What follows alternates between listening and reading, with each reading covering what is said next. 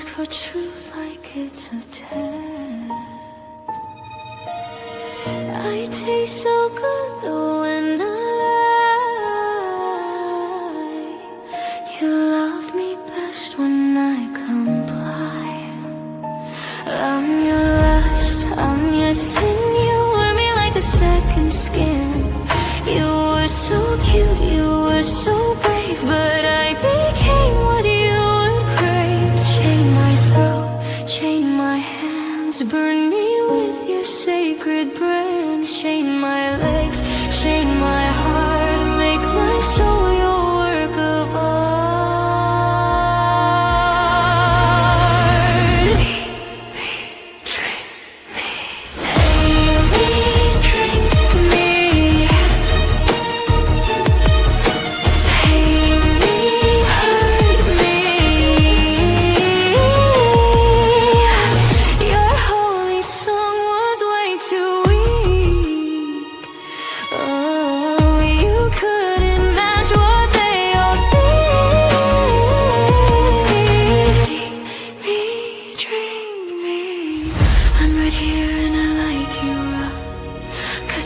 Just ain't good enough. Hate me, hurt me.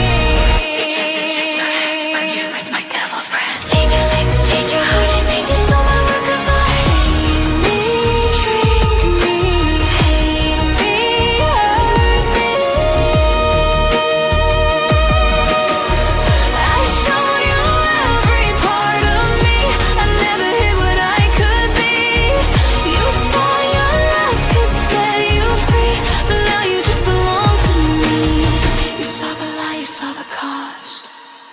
You loved it when I called you boss. You chose the thrill, you chose the loss. Now you're nailed up to your cross. I never took, you only gave. All I was is what you crave. Say it's normal, say it's fine. Say you're lucky now, say you're mine.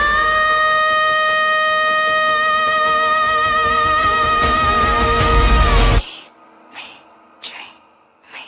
Take your turn, hit me hard, watch you burn. Hit me, drink me, did all, hit me, hurt me.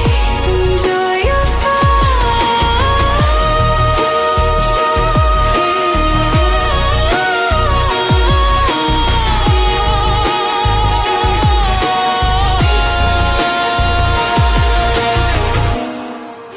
Drink me,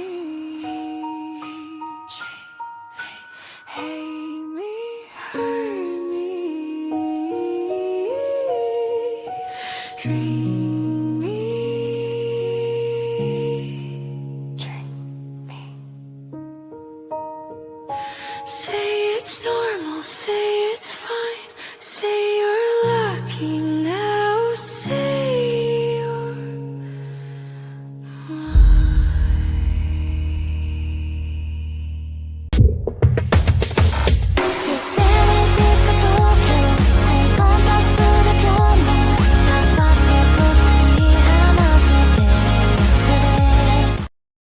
And good morning, best chat. Good morning, good morning, good morning. Hello, hello, hello. We're gonna have some delicious, malicious morning nonsense chat. Welcome back, welcome back, welcome back. We had a wonderful, fantastic Monday, a fantastic Tuesday, and now a wonderful, wonderful Wednesday chat. Here we go. We're going to have some interesting fun today, I think.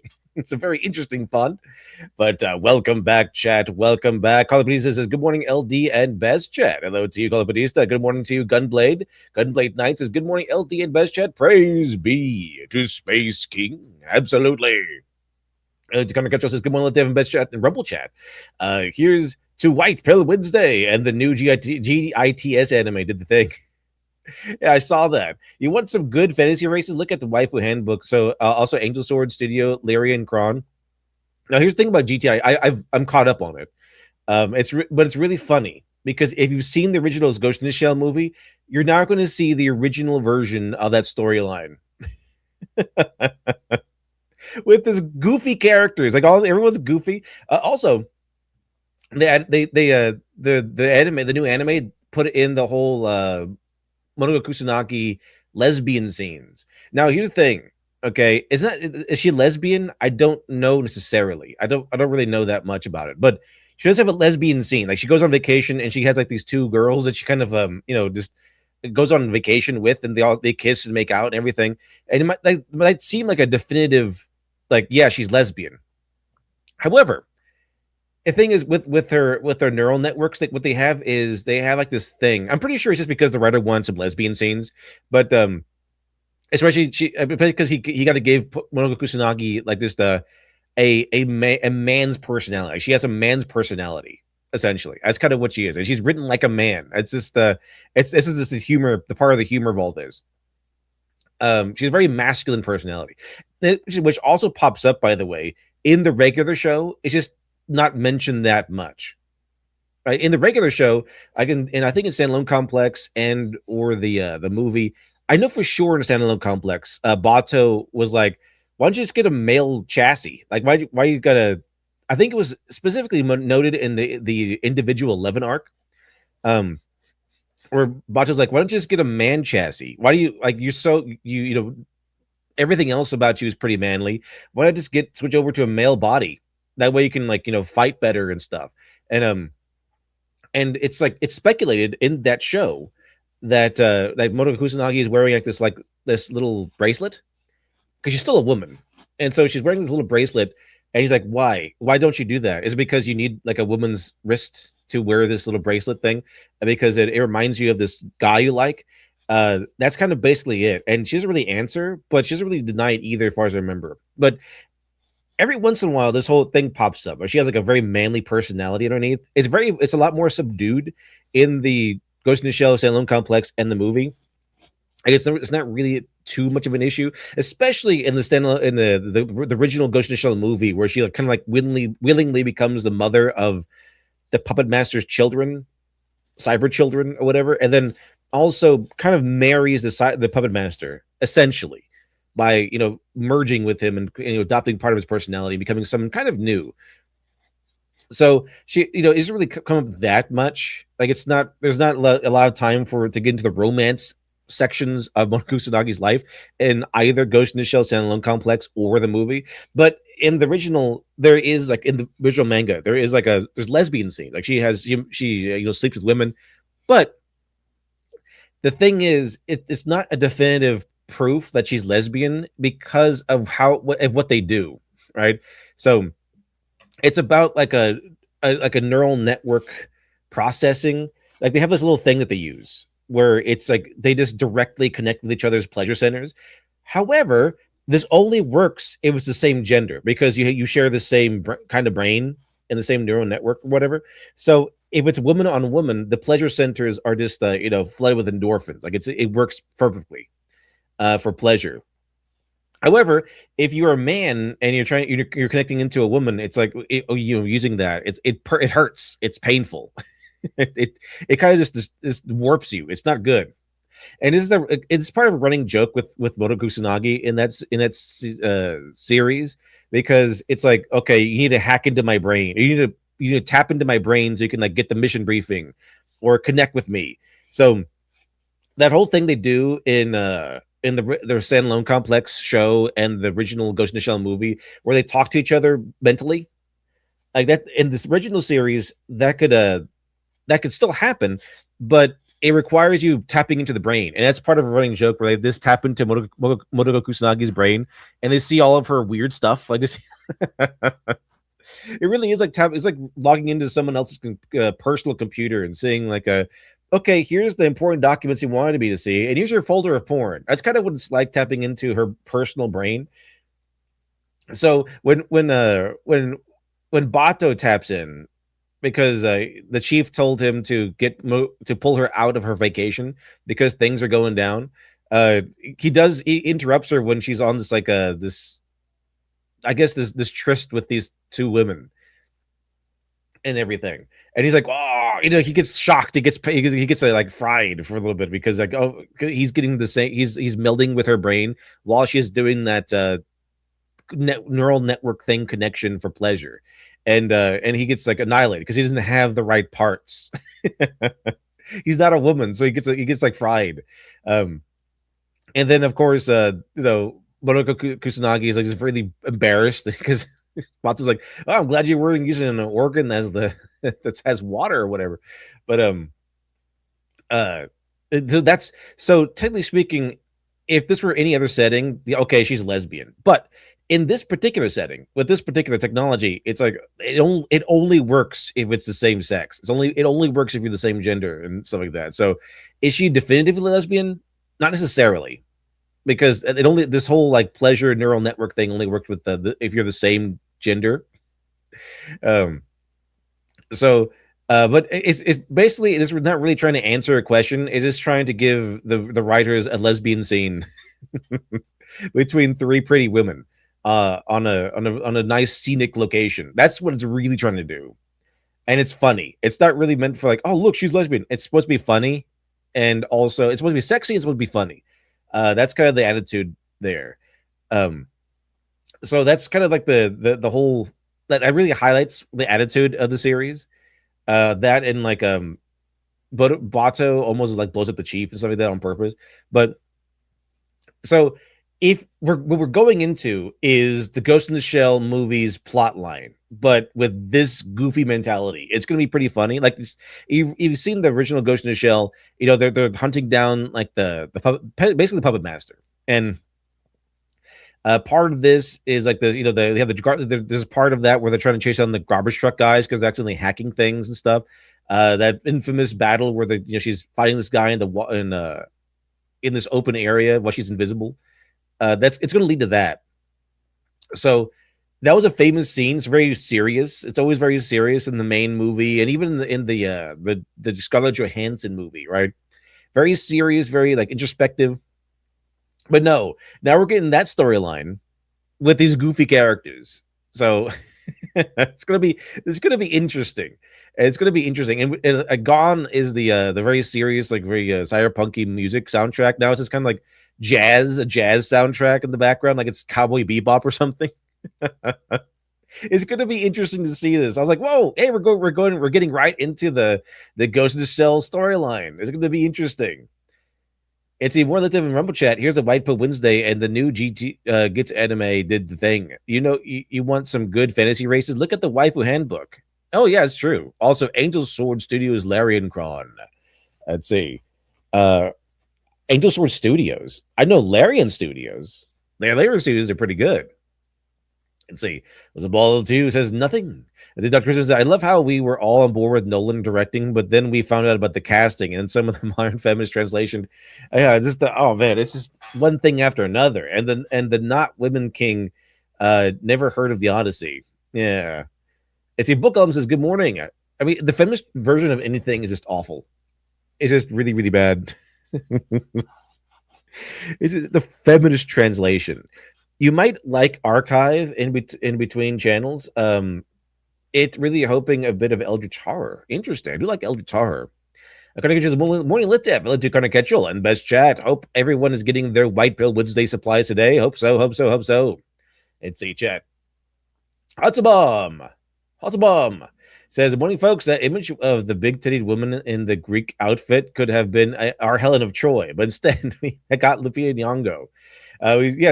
Again, it's just one of the most frustrating things about this entire affair is, we're dedicated for. It's not just this whole thing where they came out with the live action Moana, where we want to be dedicated to respecting Polynesian culture, which is really fun, really funny because it came out like right around the time that the Odyssey does, but it's also the fact that for like the last 10 years this has been their focus is we got to respect the culture and representation and all that stuff like that. And when you have this story that comes down that is not only Greek but a really huge part of Western civilization, a cornerstone story of Western civilization, well, it's like, okay, you're going to do all this, you're going to represent everyone's culture perfectly except Greek, because they're too white, I guess.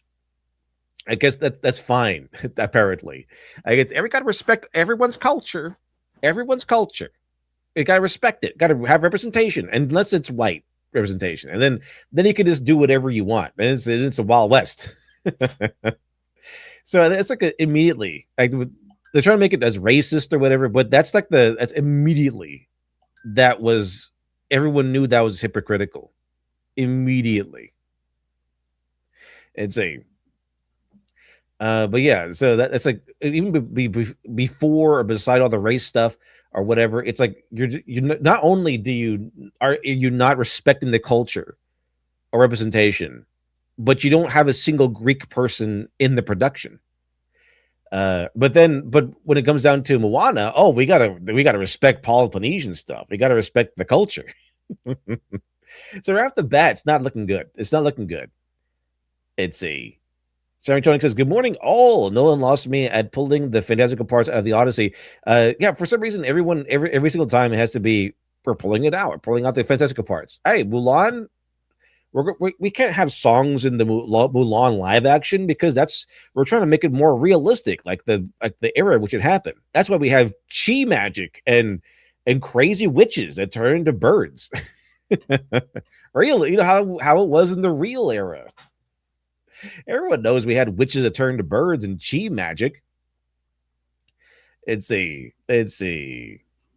Lady Fastly, good morning. OLD, did you make an epic version of the song? I think I did. I do like making epic versions of it. I have an epic version. I like the epic version I made of of that other song, the Seek Ye Worthy Praise. It was pretty fun stuff. I like the epic version. Let's see, chat. Where are we now? Hello to Frank Lombardo. Hello. Good morning. Daikarai says for fucking once this year, I made it on time. Good morning. Hello to Daikarai. You freaks who appreciate wood writing. The future belongs to the fucking freaks. I'm gonna make some coffee. Fantastic. Let's see. Frank Lombardo says, Are you in the details? Absolutely. At all times. Easy for Black Rabbit says, hello, Litty and Best Chat. Good morning. Hello to Lady Fast Love. Good morning, all. Hope you're having a fantastic Wednesday wherever you are. Hope it is fantastic, as it should be for Best Chat. Down says, good morning, chat. I guess let's have up, down. Good morning. Carlos Batista, actually the $5 super chat. Thank you very much. Yes. It's looks like a storm is coming my way. Yeah, it's raining over here too. I almost got struck by lightning last night. I do a night shift and I woke up to a yellow sky and the smell of ion. Man, yeah, that's scary stuff. Gotta watch out, Carlo Batista. Glad you didn't get struck by lightning. That would suck. Well, good luck to you. And yeah, it's storming all over the place. To you, Mad Mardigan, the greatest swordsman who has ever lived. Skirt, what's Gucci, my ninjas? I plan on joining this. If this tornado keeps heading north away from me, it's within a few miles of me. Hopefully it goes the other way. Good luck to you, Mad. Bia says, hey, LD, Best Chat, I've tuned out the Odyssey discourse for my own sanity. Fantasy races, I don't care if they are unique or Tolkien-inspired. For me, it's characters and culture of the group. Yeah, we'll see how it goes, because I found this video from yesterday about your fantasy race as a problem. And we'll check it out. See how it goes. And we did cover a thing, someone going over the Brandon Sanderson essay about, kill the elves. And it's not necessarily about, just getting rid of tradition or being really anti-Tolkien at all. It's about creating something new and try to stop leading on the standard fantasy setting. So, and I wouldn't say that we should frame it as a demand. I should say you should frame it as a challenge. Like, it's a creative challenge. Make a fantasy story in which you do not use any standard fantasy race in it, except maybe humans. You get one pass for humans, but no elves, no dwarves, or anything like that. I think anime does this quite often. I mean, they tend to have elves in there, but a lot of times they just have like crazy creatures or something instead of the standard run through. Now, some of them do have it. So, in fact, some of their best have the standard fantasy races in there, but they do a good job, just kind of painting them. And there's a dwarf in Freerin who just kind of spends 100 years making a bridge, but it's a good bridge. Let's see. But I think it should be framed less as a stop using these races and more like a challenge, like a creative challenge. Can you do this? Are you creative enough to make a fantasy story in which no standard fantasy race shows up. Like they're all different. At the very least, no elves, right? No elves, because elves have become like the standard fallback in both in form and name. Like on a new race, they are sea elves. They're like elves, but they can swim in the ocean, like elven mermaids or something, I guess. What these people that fly around, the sky elves, that sort of thing. So like the elves have become just take standard high elf and paint it with a new flavor. That's kind of what it's become. And see your chat. The thing is, as well as it didn't Ghost in the Shell writer artist say that he did that scene because he didn't want to draw a man. Yes, I think that was it. He didn't really want to draw a man having sex with Mamoru Kusanagi, so because he didn't want to draw a man's butt at all or whatever. But he made a lesbian scene instead. So I know that Tumblr or Twitter would read into it like, oh, she's lesbian, confirmed. Like, she's not confirmed lesbian for several reasons. Like unless you're a tourist, and the tourist would see that and say confirmed lesbian, but it doesn't really matter because he just wanted to have a lesbian scene. It really is that skit where it's just like oh, don't you know that the cleavage here is like has all this deep meaning and stuff like that? And then the writer's like, I just want to see titties. Like that's really what it is. It's like he just wanted to draw like three beautiful women, being intimate with each other. That's all he did, and then lead into a comedy scene where Bato kind of tries to tap in to tell her that she's back on the job, and he's like, whoa, he gets fried. And Tikar says, hi all, slightly late today. Not much news today. Still horribly busy, and I don't know what no, it's that good or bad. I guess it depends on what kind of busy it is. And Olympic says, good morning. Hello to you. Good morning, LD and Chad. It's Wednesday, my dude. Certainly is. Ikari says, Motoko wants to deceive her male enemies, Litev. I mean, it's possible, yeah. It's wasn't she an emergent ghost from a pleasure bot? I don't know in this setting. I don't know. The Ocean Show Stanley Complex kind of lays it out as she was the survivor of a plane crash where she lost most of her body but was saved. It's a Cajun Bowser says she actually does have one that uses in the Solid State Society. She might, I think. I don't remember her being in a. Oh yeah, I think she has like a boy or something like that. But she has like a ton of different bodies in Solid State Society where I think she has like a big roster.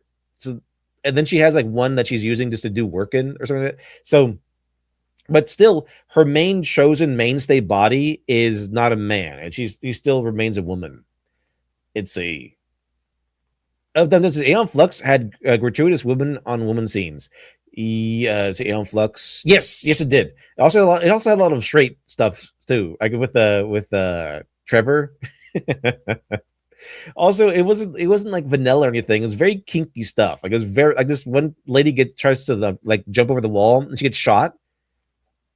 There's a hole through her spine, right? There's a hole through her stomach, picturing her spine. But it gets fixed. But then she has to have maintenance on it. And then she comes in, I guess Trevor comes in and starts like tinkering with her spine thing, and it becomes very sexual. Like it's weird sci-fi kinky stuff like that. That's what Aeon Flux is full of.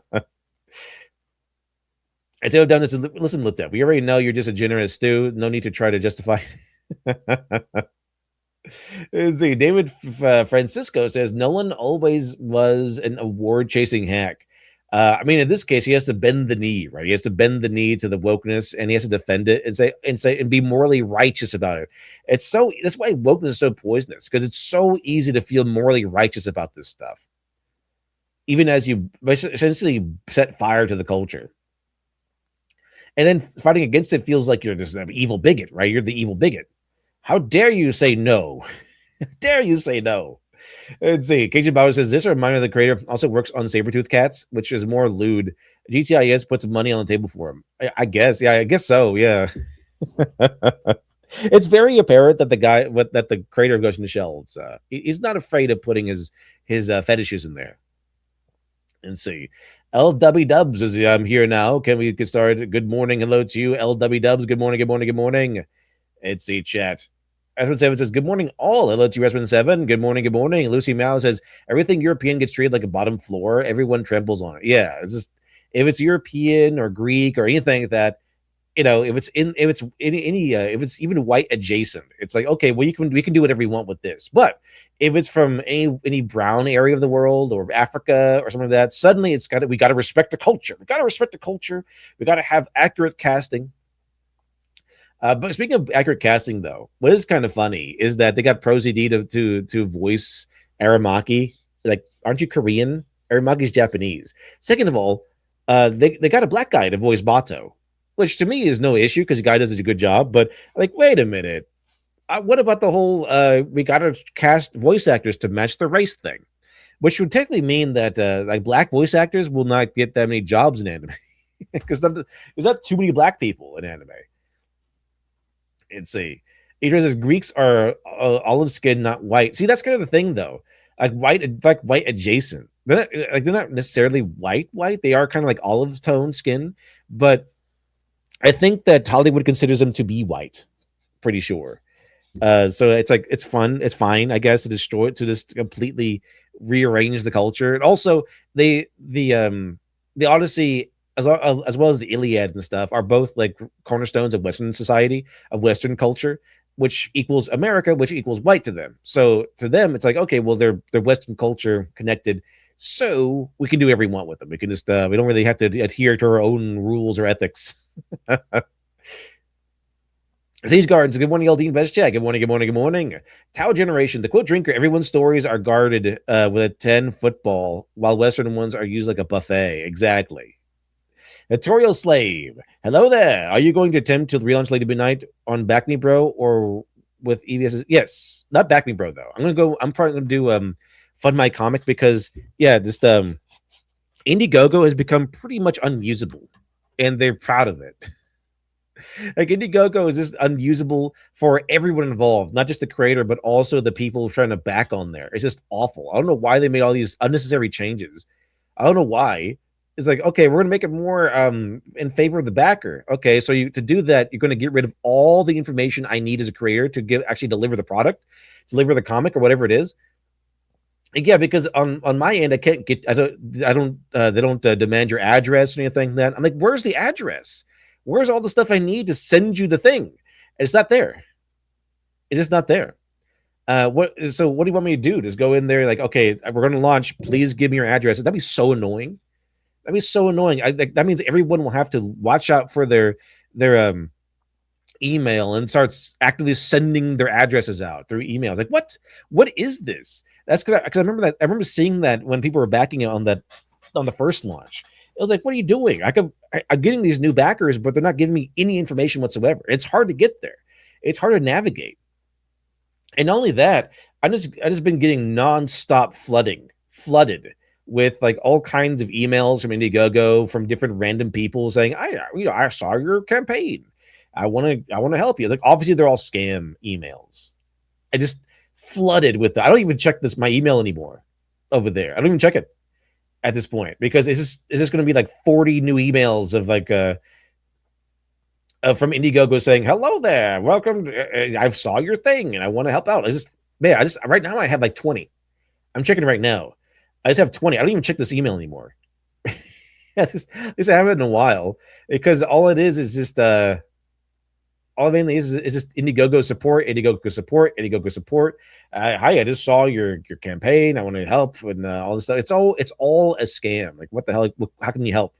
So, if they're doing that to me, I can only guess how they're treating backers, the people they want the money from, right? Just like I would imagine, like endless advertisements, endless stuff. So I think I'm going to go with Fund My Comic. Switch over to Fund My Comic solely, like just only, because that one is far more friendly to everyone involved. So if you want to go to Fund My Comic, I know the creator of that place. There's already been several successful campaigns over there, so it's had a few years to establish itself, to prove itself, to iron all the kinks. The creator of Fund My Comic actually has been on the show a few times, so it should be pretty good. I mean, it's pretty fun. It's pretty flexible too.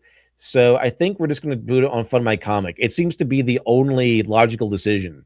Back Me Bro is more like just getting started, and so will just be for a few select people. I'm pretty sure before it launches to everybody.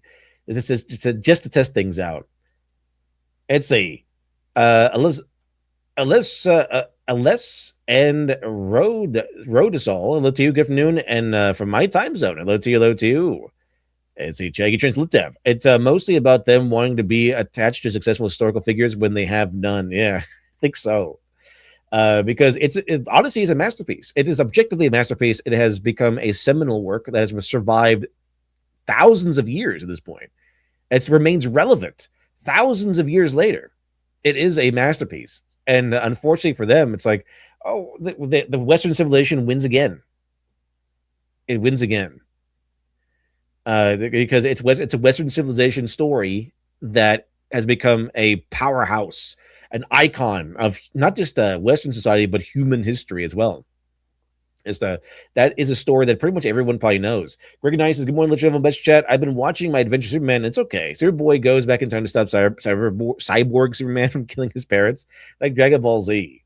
It's very clear that they have like a very strong Dragon Ball Z influence. There's so many references and like this visual cues. But I was like, I've watched the first season and that's enough. I don't need any more of this. That's good enough, I say. Let's see. Decker says, so you're not gay as a man. You make your girls gay because you're not willing to deal with man ass. Not even willing to snap a picture of his own. I'm not just a draw man, but that's all there is to it. That's all there is to it. It's just like, yeah. He want to draw like a sex scene, and he's like, you know what? I want to do one without a man in it, and so he just made a lesbian sex scene. And he explained it so Motoko doesn't have to be lesbian. He explained it by adding in technology for a reason that only works if it's the same gender. It only works, otherwise it becomes painful. It's the Alex Halo. Hello to you, Alex Halo. Good morning. Good morning. Good morning. Tuckerbeck says, "Gross." Makoto has a roster. Yeah, she goes like these two. I guess they're hookers. It kind of feel like they're hookers more than her friends. Like I think they're hookers. She just paid for them, or maybe they're floozies that she picked up. I don't know exactly. But it seems like she knows them, so it feels like they're hookers and not really friends. And see, I think it does pop up in San Lone Complex, but it's not really mentioned. That there is a moment where it's Motoko Kusanagi got kind of like hanging out with two girls, but you don't really know what they're doing. Like they're kind of just hanging out. It could possibly be there because she's working. She's not really having sex with them or anything. They're just working, so it kind of feels like they're just hanging out together. I don't know, but this one it's explicit. It's far more explicit in what they're doing. Let's see here, Chad. Leaf says, Fun My Comic search function is very user friendly. Yeah, so Fun My Comic is really smooth at all the edges and everything, I think, by now. So it should be a way better area to go back. And I think people are kind of soured on Indiegogo also at this point because of how unfriendly it has become. And so, yeah, when we relaunch Lady Midnight, it will be on Fun My Comic, I think. Even though I have it set up on Indiegogo, I think the better idea would be to just do it on Fun My Comic. It's just going to be the one the part that makes sense. Let's see, chat. All right. The Wizard of Board Time Lord. I stopped dealing with IG when they brand my account after buying Godlike. They banned your account. Why? It took 2 weeks for it to come back, and they didn't have an explanation. Yeah, they shadow banned Dr. Alpha Dead by Zillaby when it was on. They waited till it was funded, and then they shadow banned it. I don't know why. They didn't tell me. They just did. And everyone confirmed it. So it wasn't just me complaining. People were like, oh, yeah, I can't find it. I had several people try to look for it and try to find it. They could find it through other means, but they couldn't. There was no like direct connect to Dead Man's Alibi. You could only back it if you had a direct link to it. So, yeah, I don't know why they're doing. Also, they have that whole skeevy tip system where it's like they just automatically add it on, and if it made it feel like you're tipping the creator. Sage Garden says, "Come now, Aldi. You know they can't tell white culture. They can't. They only see black and white, literally. Never mind seeing it around them all the time. Yeah. It's a Phoenicia says, good morning, LD. Yeah, for GITS. Woohoo, finally something good for once. It is pretty fun though. Like it is a pretty fun show altogether. It's just this really funny seeing the goofy versions of all these characters. After we had all these years of the Ghost in the Shell anime being kind of serious with some comedic points tossed in. Chevy Chunk says, Superman gets isekai'd into an anime world of namesakes. The disappointing thing is that if they're original characters, I might be interested in my adventures with X. Yeah, it's like they're really one. It's like they got Superman, but they really want to do an anime. That's kind of what it feels like. Anyway, chat. Anyway, let's get down to business, chat. Let's get down to business. We'll be talking probably more on Ghost in the Shell, like on Weeb Day. I also been checking out 2 other anime. One Shad recommended, which was the Country Bumpkin Swordsman anime, and then the other one is what is it called? It's like a Hell Mode. It's called Hell Mode. Hell Mode, hardcore gamer dominates another world with garbage balancing. So I've been watching that one too, which is kind of fun. So we'll talk about both of those on Weeb Day. Weeb Day. But for now, chat, let's check out this. We'll start with the fantasy race one. Here we go, chat. Here we go. Let's get down to business. And boom. Insidious, killing your fantasy world. It's deep-rooted in everything you hold dear. Like a fantasy version of the L theme. A demonic blight seeping into your deepest crevices. It's rotting away your creation from the inside, and you might not even know that it's happening. Okay. Maybe I started off a bit too serious, but this is a serious issue. Time and time again, I'm shown or analyzed fantasy races from both aspiring and professional world builders and writers. Both suffer from the same catastrophic oversimplification of race and culture. But thankfully, it's incredibly easy to avoid, and better yet, sometimes you don't even want to avoid it. Used correctly, it can become one of the strongest tools in your world building. In this video, I'm going to teach you how to identify what we call the Planet of the Hats, and hopefully how to avoid its pitfalls and use it to your advantage. As always, I'm Aaron with Large Lads. If you enjoyed the video, please like, comment, and subscribe. Also check out our Discord in the description below. There you'll have access to our world building Minecraft server, and since this video is 2 weeks out from the time of recording, we will shortly be starting our first world building challenge. The winner will receive a small cash prize. Go ahead and check it out for more. And of course, if you want to support the channel directly, consider becoming a member. But as always, the single best way to support the channel is simply just liking the video. By the way, chat, if you didn't know, when referred to a Planet of Hats, it's kind of like a Star Trek thing. Usually, like it's very iconic in the Star Trek legacy, the Star Trek world. But a Planet of Hats is you meet a civilization and they all just have like one thing going on, right? So usually you'll have like Star Trek, and they'll be visiting a new world, okay, and then that's why it's called Planet of the Hats.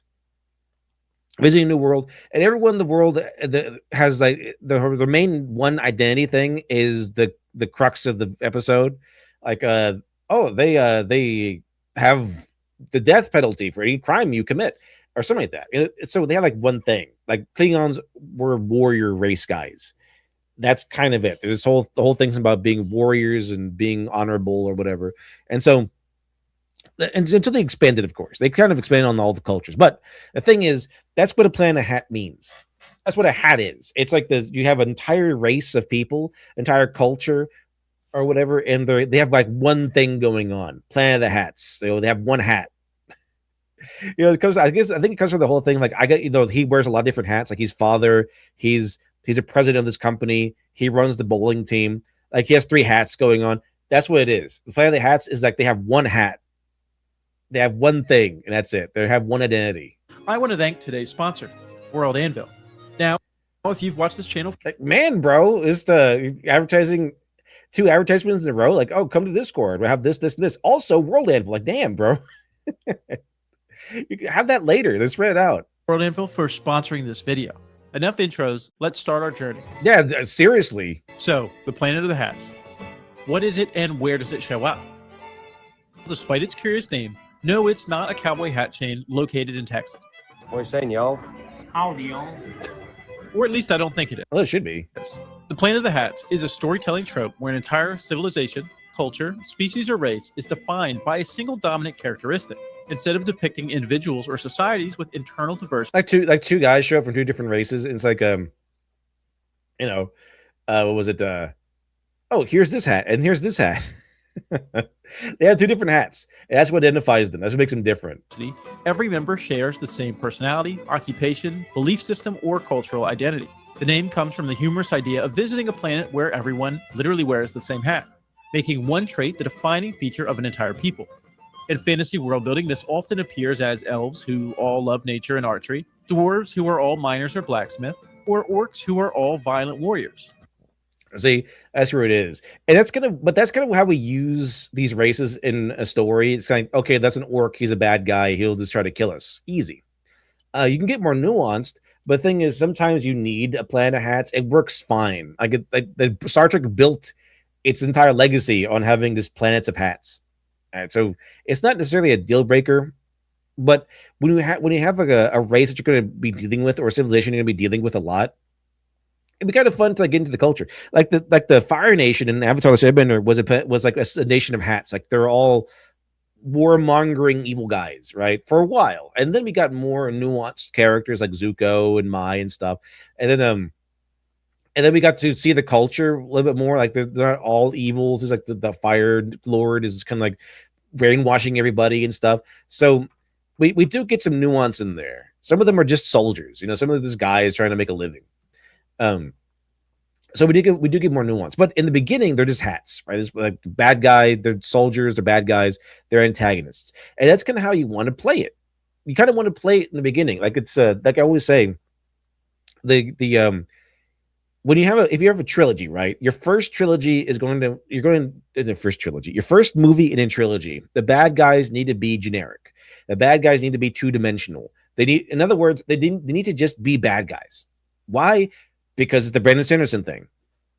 They had the points allocated. You only have so many points to allocate, right? The thing is, you need to allocate a lot of those points to the setting and the characters, the main character specifically.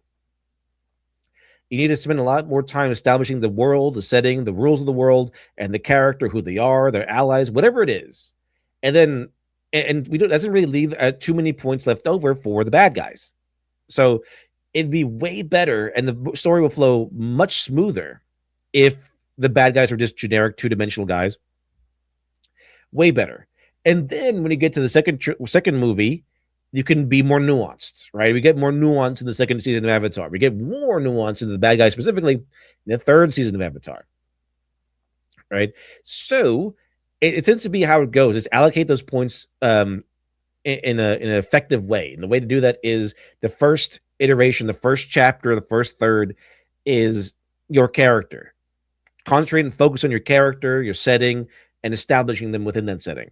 Second one, then you can focus a little bit more on the world or the bad guys or whatever. And the third one, you can get the most nuance, because as soon as you already establish your main character, people already know who they are.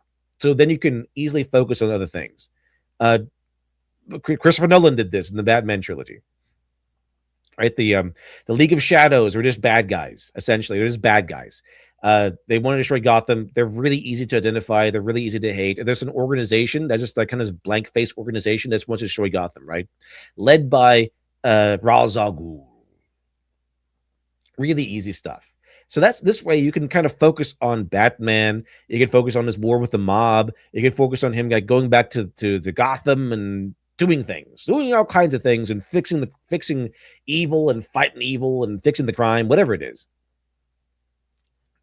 And then later on, when we fight the bad guys, like, okay, they're easily identifiable. We can just fight the bad guys.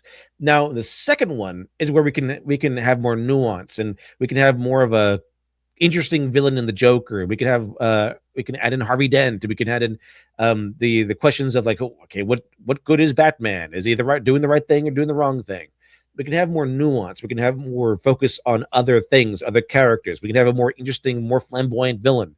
Third one, we can just barely focus on Batman at all and focus on Bane and Talia al Ghul and Catwoman and a big plot about. We can just knock out Batman for a good chunk of the movie and send him off to the prison Lazarus pit thing. So we can focus on other stuff. And we can do that now. The movie still was not that great, but uh, it wasn't wrong because it kind of sidelined Batman for a while. It was just kind of it was just kind of very weird in the structure where it went. Like, what the hell? What is this? Bane is a simp? I don't. It's like, okay, like, yeah, just you're not so different, you and I. We're not so different, you and I, Bruce. I simp for Talia al Ghul, and you simp for Catwoman. You're the same, you and I. Anyway. Or even goblins who are all greedy scavengers, even though I'm pretty sure they're supposed to be. While these broad identities make races easy for audiences to recognize, they can also reduce complex civilizations into stereotypes, making worlds feel predictable and one-dimensional. When I think of the Planet of the Hats, the first thing that comes to mind is the Dothraki from A Song of Ice and Fire. Despite George R.R. Martin's excellent world building and storytelling, I think he kind of misses the mark when it comes to individuality in a way that could have been expressed despite their pervasive and deep-rooted culture. In the show, because the Dothraki just needed to be warrior race guys. That's kind of what their purpose was in the show.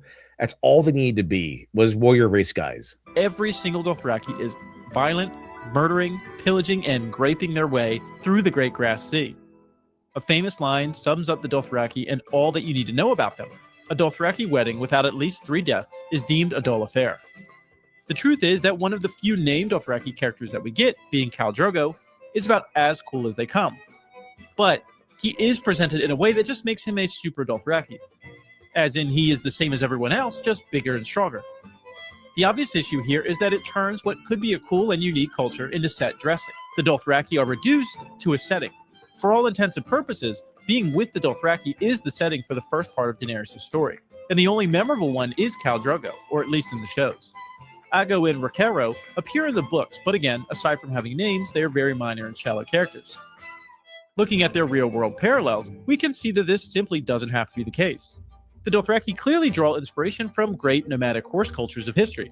The Mongols, the Huns, the Orguz Turks, and, to a lesser extent, even some of the horse cultures of the Great Plains in North America. The common thread is obvious. Highly mobile societies built around horses, raiding warfare, and a life on the open steppe. Surely the real-world example... It's a Jiraiya Lama says, great twist, Batman. He fights as Al Ghul, Ra's al Ghul over a Lazarus pit. None should have the power of life and death. I go, Bruce, I brought you back. Yeah. That'd be interesting. Yeah, he brought him back. But I just wrote a script about Batman Begins, sort of. It's not about the movie specifically. It's about a topic that's very interesting. I just finished another one last night about Batman giving his money away. Finished that one up, and so I have a couple of scripts coming out. A couple of, like shorter videos, but I think you might like them. I think about I still put a lot of effort into them. A lot of examples, a lot of discussion. It'd be pretty interesting. See, Dark Crisis Farscape did this to the Peacekeepers, and the same to the planet. Their world was the nothing but lawyers. The sheer, you mean the Planet of the Hats thing? Yeah, like right from the beginning, the Peacekeepers kind of Planet of the Hats. Their whole thing is that their entire race is just like space enforcers. The only time we get nuance in Peacekeepers is with Claudia Black's character, who's very interesting. But yeah, they cast her off because like she sided with the good guy for a little bit, and so they kind of exiled her. The main character, they sided with the main character, so they kind of just exiled her. And I don't know, it's pretty cool. And the way they handle the Peacekeepers, yeah, it's just their hats. That's their whole entire race and purpose in the universe is to just be enforcers. Will suffer from the same problems. All Huns were bloodthirsty barbarians, all the Mongols were the scourge of God, and all the nomadic plains Indians were savages. Wrong, obviously, unless you're a Chinese border guard or a Roman tax collector stationed in Pannonia. That worldview probably doesn't belong to anyone. Take the Mongol Empire. Yes, it was built through conquest, but it relied heavily on administrators, diplomats, engineers, merchants, craftsmen, and scholars. Well, no, not at first. At first, it was brutal conquest, really a brutal conquest. And then once they conquered a bunch of stuff, then it kind of became like a traditional empire. To function. Figures like Yalu Chakai helped convince Genghis Khan and his successors to tax conquered populations rather than simply destroy them, dramatically changing how the empire governed millions of people. Sabotai wasn't just a brutal conqueror. He was one of history's greatest military strategists, coordinating campaigns across thousands of miles with remarkable planning and logistics. Even Attila the Hun, remembered today as the ultimate barbarian, was far more than a man who burned cities. He negotiated extensively with the Eastern and Western Roman Empire, extracting enormous tribute through diplomacy as well as force. He understood Roman politics and regularly used negotiation to achieve his goals before resorting to war.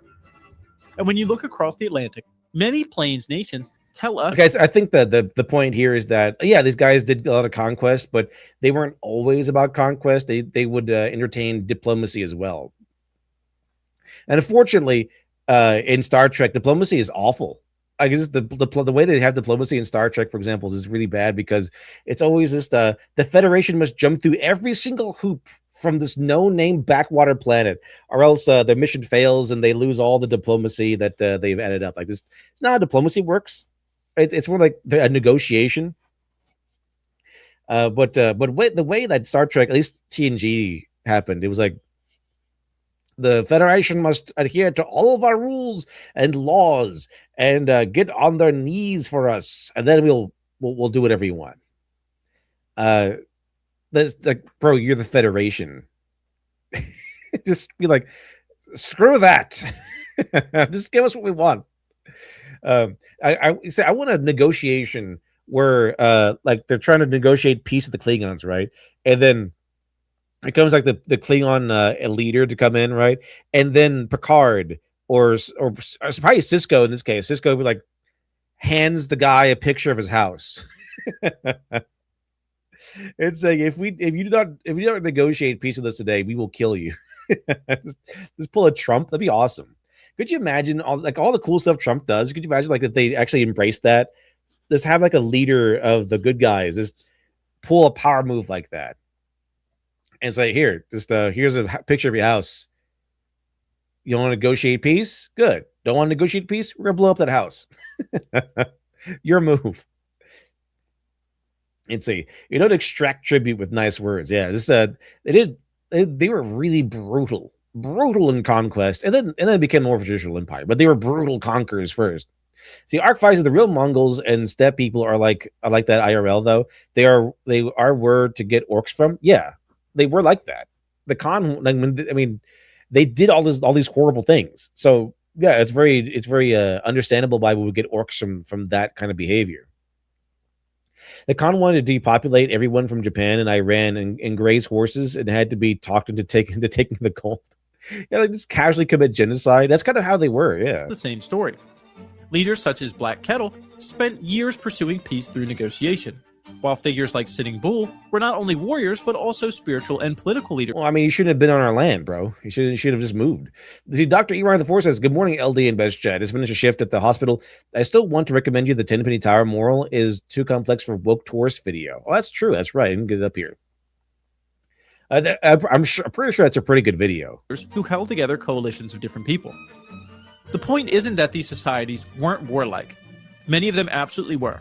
The point is that no functioning civilization is made up of entirely warriors. Every society needs people to govern, needs people to trade, needs people to raise families, and keep things running. That's exactly what's missing from the Dothraki. So why do world builders and writers constantly make this mistake? This habit is ancient. People have been flattening out rival cultures into one defining trait for thousands of years. In the Hebrew Bible, enemy groups like the Canaanites, the Amalekites, and the Philistines are often presented in broad moral terms. The Amalekites especially become almost the archetypal enemy of Israel, not just the rival people, but a symbol of hostility itself. The origin of the Canaanites specifically rings quite a few bells. The land vomited out its inhabitants. Make the comparison to Tolkien's Uruk-hai, and the parallels are too close not to notice. Then, around 500 BC, we get one of the... Also, the hats thing makes sense for Tolkien's Uruk-hai and orcs and everything, because they're kind of birthed from evil. So yeah, they're just evil. The earliest historians in history, Herodotus, often called the father of history. Herodotus spent much of his work describing peoples and cultures surrounding the Greek world. To his credit, he was remarkably curious for his time. He wanted to document how different societies lived. But despite that curiosity, he still frequently reduced entire civilizations into broad cultural identities. Take the Scythians, for example. Rather than introducing us to individual Scythians with different personalities, professions, or beliefs, Herodotus largely presents them as nomadic horse people. He writes that they have no cities and no forts, but carry their houses with them, emphasizing considering the fact that they kind of treat Genghis Khan like a god over there. I'm pretty sure they're proud to be like the face of the orcs and everything. Like, yeah, it's us. We're the bad guys. Hell yeah! their mobile I feel like they would have that outlook on it. and pastoral way of life. He then spends a considerable amount of time describing customs that would have seemed shocking to his Oh yeah, they had that in there. That Jari Lava says, "Yeah, no orcs have families and ugly orc babies, not like our ugly human babies." Yeah, they had it in there. Like, oh yeah, look at the poor orcs. They're so pitiful. Oh, look at them. They're enslaved. Feel sorry. No. The orcs in Lord of the Rings were evil. They didn't really have families. They were just the embodiments of evil and greed. But no, it's like the Rings of Power. Like, oh look, they have little orc babies. You know what? Let's get Goblin Slayer in there. All right, you kill all the orcs and burn the babies. All right, that's because there's nothing good coming from the orcs. Nothing. All right, they're just evil. They're more focused and dangerous when they have a leader. I think that's kind of how it goes in Tolkien's. With Tolkien's, it works. They are dangerous when they have a leader, but when they don't have a leader, they're still very dangerous. Except that they're just not focused. They kind of just are chaotic evil instead of a focused chaotic evil. audience, claiming that they drank the blood of their first kill, took the scalps of their enemies, fashioned cloaks from human skin, and even made drinking cups from the skulls of defeated. I have to say though, that's pretty hardcore. That's pretty awesome. It's very, very masculine. This is like I conquered my enemies. Now I'm going to humiliate them in their conquest. That is pretty manly and it's pretty awesome. But it's still pretty hardcore. Like just kind of evil. Like foes. Whether every one of these claims was true is almost beside the point. By presenting these practices as characteristics of the Scythians, an incredibly diverse collection of people becomes remembered primarily as a brutal horse-riding warrior. Again, looking back at the Dothraki, we can see the angry horsey boys in full effect. Who would have thought we'd draw the parallel between Herodotus and George R. R. Martin in this video? That wasn't on my 2026 bingo card. Anyway, the Persians receive a similar treatment. Herodotus writes that Persian boys are taught only 3 things: to ride, to shoot, and to tell the truth. It's an incredibly memorable line, but it also condenses the upbringing of an enormous empire into 3 defining virtues. Everywhere, he remarks that nothing is considered more disgraceful than telling a lie, reinforcing the image of Persians as a people fundamentally defined by honesty and martial discipline. To be fair to Herodotus, this wasn't laziness so much as it was the nature of ancient ethnography.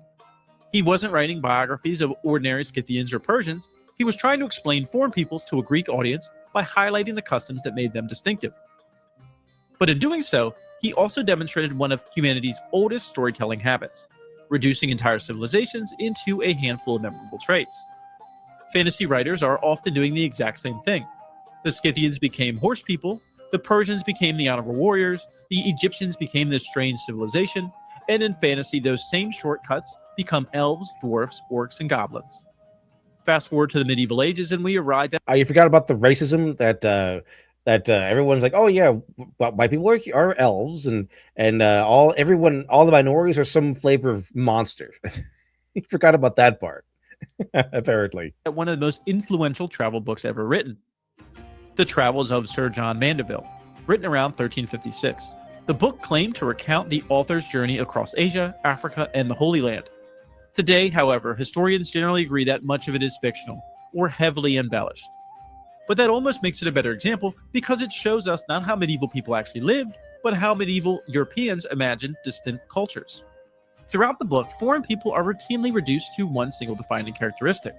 One kingdom is inhabited by people with heads of dogs who bark instead of speaking. Another is populated by headless people whose faces are embedded in their chest. It's pretty crazy. I imagine like going to the country and you find this walking around. That's pretty insane. Elsewhere, Mandeville describes giants, one-footed people who supposedly use their enormous foot as an... What is he doing? What is his position? I feel like someone had a foot fetish on this in this project. Umbrella, and countless other fantastical races. Even when Mandeville describes real places and real people, he often filters them through sweeping generalizations designed to amaze his audience. In many ways, this starts to look a lot like fantasy. Instead of writing about real nations, Mandeville invents races and civilizations whose entire purpose is to embody a single idea. And that's the Planet of the Hats in its purest form.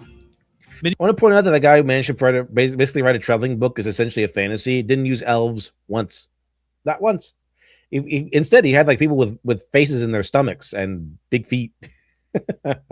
Evil audiences loved it, and centuries later, fantasy writers are still using the same shortcut. The only difference is that we've replaced the dog-headed men with elves, dwarves, and orcs. Except for the furries, they actually kept the dog-headed men. To really understand also, we do. If it's this there for like one episode or one little story, you don't really need gigantic nuances.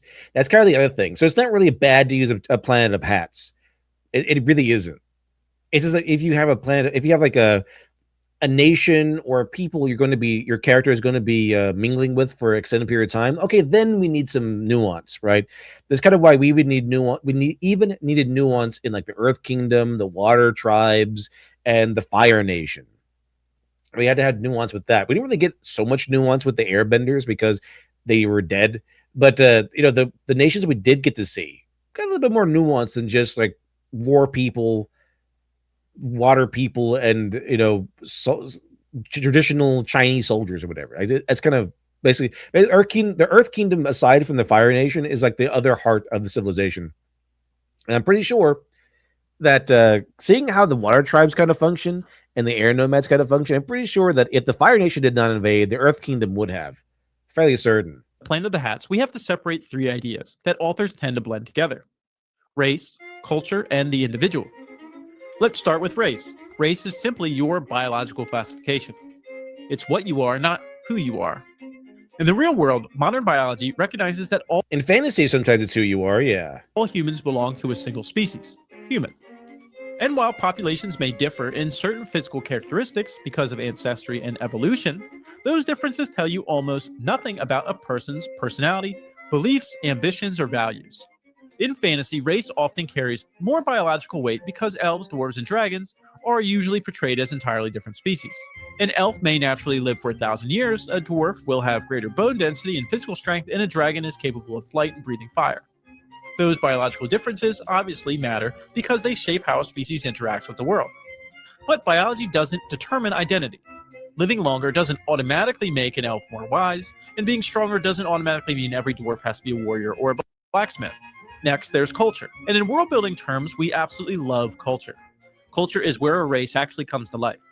It's where they're from, what they value, and it's really fun because like the culture kind of stems from like things that have happened to them. That's kind of have what culture is. Like this culture is kind of recorded history built into how people think, how people function. So it's kind of like if your people were built on like survival in the mountains, then the culture is going to be about survival in the mountains. Like they're going to have traditions, you're going to have rituals, you're going to have like different things that will show up. That okay, you will ask like, oh, why do they do that? Why do the people put white face paint on when they have this celebration or this ceremony? Oh, it's to represent this or to represent how the purity that you need to like imagine like I don't know, like a festival where you have like 10 people from the religious sect or whatever they go inside they go to the middle of the festival and they put on white face paint and they look up with their eyes closed and they stand there for a while. And it's kind of like, oh, why did they do that? Oh, it's a ritual to represent the time when the 10 founders of the nation kind of like praised or worshipped the deities. They stood before the purity of God or the gods, and they stood there for 10 days and 10 nights until the answer was given, and they were shown the way to the civilization and that sort of thing. Like they were given a vision, a shared vision that showed them where exactly to build the city or the main city or whatever, and that's where they went. And so it showed that the purest of them were able to survive the ordeal, and they got the vision. And so the white face paint signifies purity, and so our priests kind of like every single time during this festival, the founding festival, I guess, they will get it into a circle. 10 of them will get into a circle representing the 10 survivors of this ordeal, the original ordeal, and they will look up into the sky, and they'll stand there for like, I don't know, a few hours or whatever. And there's 10 of them to represent the 10 days that the original guy stood there for. I don't know, whatever. but it's kind of like that. That's how you build the culture. Like, oh, it's legends and stories and events that happened and all that stuff. Like, just why do like the young kids kind of build a sandcastle every year? Oh, it's to represent the wall that we built to face off against the invading whatever orcs or whatever. So it's like it's tradition, it's mindset. It's like, okay, we are a survival race of people who survive the mountains, and so every year we send people off to go find water or bring back something. Like, in order to become a man, you have to go off and kill a boar and bring it back, to as an offering to the people or to the culture or to the society, that you are now worthy to be called a man since you provided food for the people. Something like that. So that's what culture is built on: shared history, trials and tribulations, things of that nature. Let's see. Anyway, we got, I guess, the back room chat. Let's see what this could possibly be. Where are we now? Don't talk to me. I know you're a pervert under there. Yeah. And welcome, Stu of the Stew Crew. Good morning. How do I sound? Sound pretty good to me. Cool. What are we talking about today, boys? This one is like your fantasy race is a problem. It basically the main conflict here is that fantasy writers tend to write fantasy races as races of hats, which is this, they have one thing that defines them. This is very popular in Star Trek, which is both good and bad thing, because it's like, okay, we orcs have the hat of like they're just bad guys. They're raiders. They're just bad guys. But if you want to dive deeper into it, it's like, okay, you can have nuance. And thing is, when you have a fantasy race, hats do a pretty good job. It's kind of like a Star Trek. You go to a new planet, you run to a new race of people, and the conflict of the day will revolve around their one hat that they wear.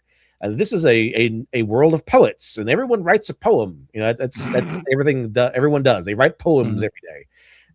Like they ran to a planet of furry communists or something. But that's what the hat would be. Like this is the poet culture. That's kind of how that goes. But if you have a society or a race that you kind of mingle with for several stories, then you kind of want to add in some nuance. Yeah. Well, it's funny too, because like it's kind of true in real life too. Like a race can be defined by like a large group of actions, kind of, because like I think of race like a country race, like the American, like the stereotypical American. What are they? They are beer drinking, hot dog eating, hamburger loving cowboys and gun nuts, right? And we all there's something in us that we like that stereotype. It's very fun. But what are French people? There's snooty people who care way too much about their fucking food, and they all smoke, and they're all sexual deviants. And they have baguettes. Yeah, and they like, and some of them are cool, some of them are artists. Like a lot of them are sensitive, like powerful artists. You know what I mean? So like a stereotype can be a good, wonderful thing. It's just some people get really butthurt that some stereotypes are different, or accurate. They get really angry when you notice that some of them are accurate. There's a lot going on there, and that's how it goes in fantasy. So that's what we're talking about. Like just this kind of matches up with the essay that Brandon Sanderson wrote, which is called "Kill the Elves." It's about essentially stop using elves. It's kind of the idea of everyone kind of falls back on the standard fantasy setting so easily that it kind of replaces your need to imagine new things. So it's like, why imagine a new race of creatures from the ground up when you can just like, oh, they're just elves. Oh, they're dwarves. Oh, they're goblins, orcs. So it's just really easy to rely on these tropes as all standard fantasy setting races, that it kind of knocks out the need to actually create new stuff. And so that's kind of what Brandon Sanderson was talking about, I think, in his essay. But I think it should be more of a challenge, just to stop using elves. Can you make a fantasy story in which you do not use elves, orcs, or dwarves, or any of that stuff? You can still use humans, obviously, but the other stuff. I included Santa Claus specifically so I could use elves. Fuck you. I'm going to use my elves because I want to use elves. I earned them, damn it. I earned them. Did you incorporate Santa Claus into your lore? No, you did not. Get on my fucking level. Yeah, the basis of my fantasy world has Santa Claus in it, so Yeah. He's important too. One of the main gods of humans. In fact, all elves and humans celebrate Christmas. Fuck off. Yeah, that's why the picture of God that we have is a big man with white beard. Yeah. Yeah. It's a Joy Lama says sometimes you kill the boar, sometimes the boar kills you, and you take something for the pain and die. And then George R. Martin just doesn't finish the book. Yeah, right. Sometimes he just doesn't finish the book. Let's see how they build their cities, what gods they worship, and more than anything else, culture tells you what the group of people is like. It's also the middle ground when it comes to generalization. Unlike race, culture actually does shape how people tend to behave. If an elven kingdom values refinement, scholarship, and etiquette, then it's perfectly reasonable to expect that the majority of the elves. Okay. This would be very two different cultures of elves. Like we have one side of the elves are just like I would say we have the wood elves are just like into nature and everything. And then we have Then it's perfect. Then we have the high elves who are not so much into nature as they are racial purity. I didn't know the high elves were cool like that. I'm sorry. It's just I guess that makes sense. Like the high elves are just like I assume that high elves are so snooty that they just like look down on other races of elves. Yeah. Yeah, you might be an elf, but you're not, the right kind of elf. Yeah. So get out of here. Perfectly reasonable to expect that we're elves. Yeah. What kind of elf are you? the majority of the elves raised there will reflect those values. Not because they're elves, but because their society has raised them like that. This is where we generally see the most Planet of the Hats. Writers create one culture and want to show it off so much that suddenly every elf is refined, every dwarf loves mining, and every orc is a warrior. The culture stops being an influence and starts becoming the rule. Of course. I mean, it makes sense, though, that all the dwarves would be into mining because they live in a mountain. So, like mining would probably be like a huge part of their culture, just by default, and normally, just by nature. The beer, on the other hand, like where do they get the barley from? I would assume like they have to import it, and they just loved it so much that they kind of became obsessed with it. That's my only theory as to how dwarves are so obsessed with drinking and beer and stuff. That's the trope, right? The dwarves are all beer drinking drunkards. That only makes sense if they imported it from humans. Like that has to be it. Like the dwarves have to be friends with humans because what are the elves going to give them barley? I don't think so, unless it's like poisoned or something. That's the only way I can think of it. Like dwarves and elves. I mean, dwarves and humans, I think, would make pretty good friends. I'm pretty sure dwarves would be willing friends with humans, while the dwarves would just hate elves because of the snooty stuff. But yeah, I'm pretty so. In any standard fantasy setting, it would only really make sense to me that dwarves would really be into drinking because humans trade with them. They had human trade, and they're like, what the hell is this? And I start making beer with it. And, humans showed them how to make beer with the barley. Like, whoa, this is awesome. And so, like, where else would they grow the barley? And what area of the mountain do they have farms? Like on that note, how do you live in a mountain? Like, where do you get the food from? Do they eat rocks? Like, that would make sense if like dwarves just like sustain themselves on rocks. But I don't think so because that wouldn't really be fun. Because we want the dwarves to be drinking beer and eating all kinds of mutton. Basically, we want the dwarves to be cool mining Vikings. That's kind of what we want from the dwarves. I've never seen anyone really address that. It's like, okay, well, they have food. Do they have food? Where do they have food from? Because it's still a question that needs to be asked because in Dragon Age, you're not allowed to leave the mountain, right? Dragon Age, you leave the mountain, you fly them to the sky, and or you're exiled. Like you're not allowed to come back to the mountain. So none of them can leave the mountain. Where are they farm? Is there fertile ground in the mountain? Like, what is this? So they would have to have trade. Like, logically speaking, just right off the bat, like the easiest solution is that they have to survive primarily on trade, and that trade would probably be with humans. Probably, that makes the most sense to me. As a DM, how would you handle that, Stu? As in, like the food stuff? Yeah, this how like this if dwarves live in a mountain, where do they grow their food, and like does it have to be sustained entirely on trade, or would there like somehow be some sort of farm element in the in most fantasy settings, they just go mushrooms and then slap that was the easy button. Yeah, this is just all like to survive entirely on mushrooms. Mhm. I guess that would make sense. Like either they eat rocks or they eat mushrooms or something. But so it would make sense. Like you can hand wave it away in any other setting, but like in Dragon Age, like how are they sustaining their food source in Dragon Age when they can't leave the mountain? Doesn't make any sense. Well, in order to become an industrialized group of miners, you have to have already mastered like some kind of food thing to begin with. So, like in any kind of like I'm trying to think. Sorry, I'm in a shooting gallery. Let's see. Abaragione, good morning, good morning, good morning. Let's see. Joria Lama says Glorfindel, gayest name ever. Yeah, kind of. Died fighting the chief Balrog as he eviscerated the last elf enclave in the north, and the gods brought him back. I think the elves can be brought back. Let's see. Shadowwing Trunix says the Keeper elves. I guess the Keeper they made yeah, the original trade partners of the dwarves, the Keeper elves, is kind of The give Keebler elves, I like that. endless cookies.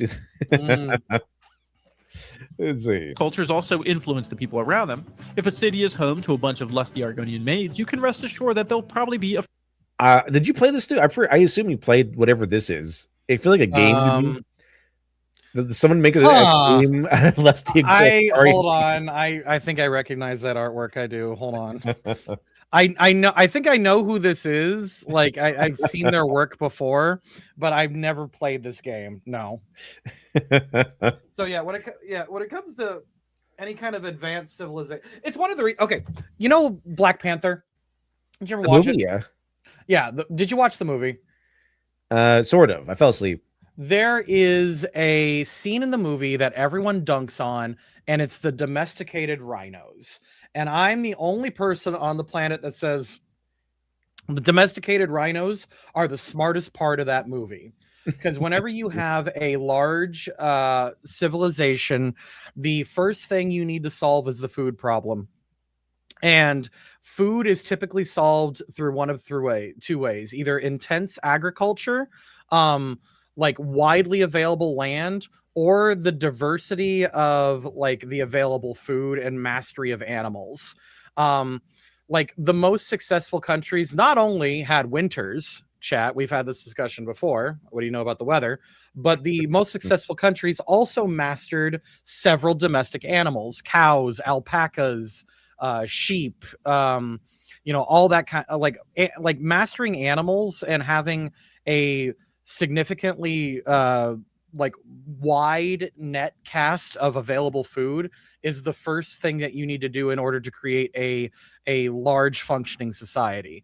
That's why cities stunk, is because farmers were constantly bringing in these animals, and they didn't know, they didn't have the infrastructure to get rid of all that shit, and that's how diseases started.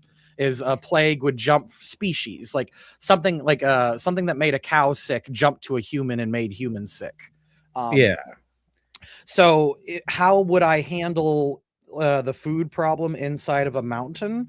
Well, one, I would just create an agriculture that works inside, like without light, like moon radishes or something, with something that they can have it like without any natural light, because volcanic soil is very fertile.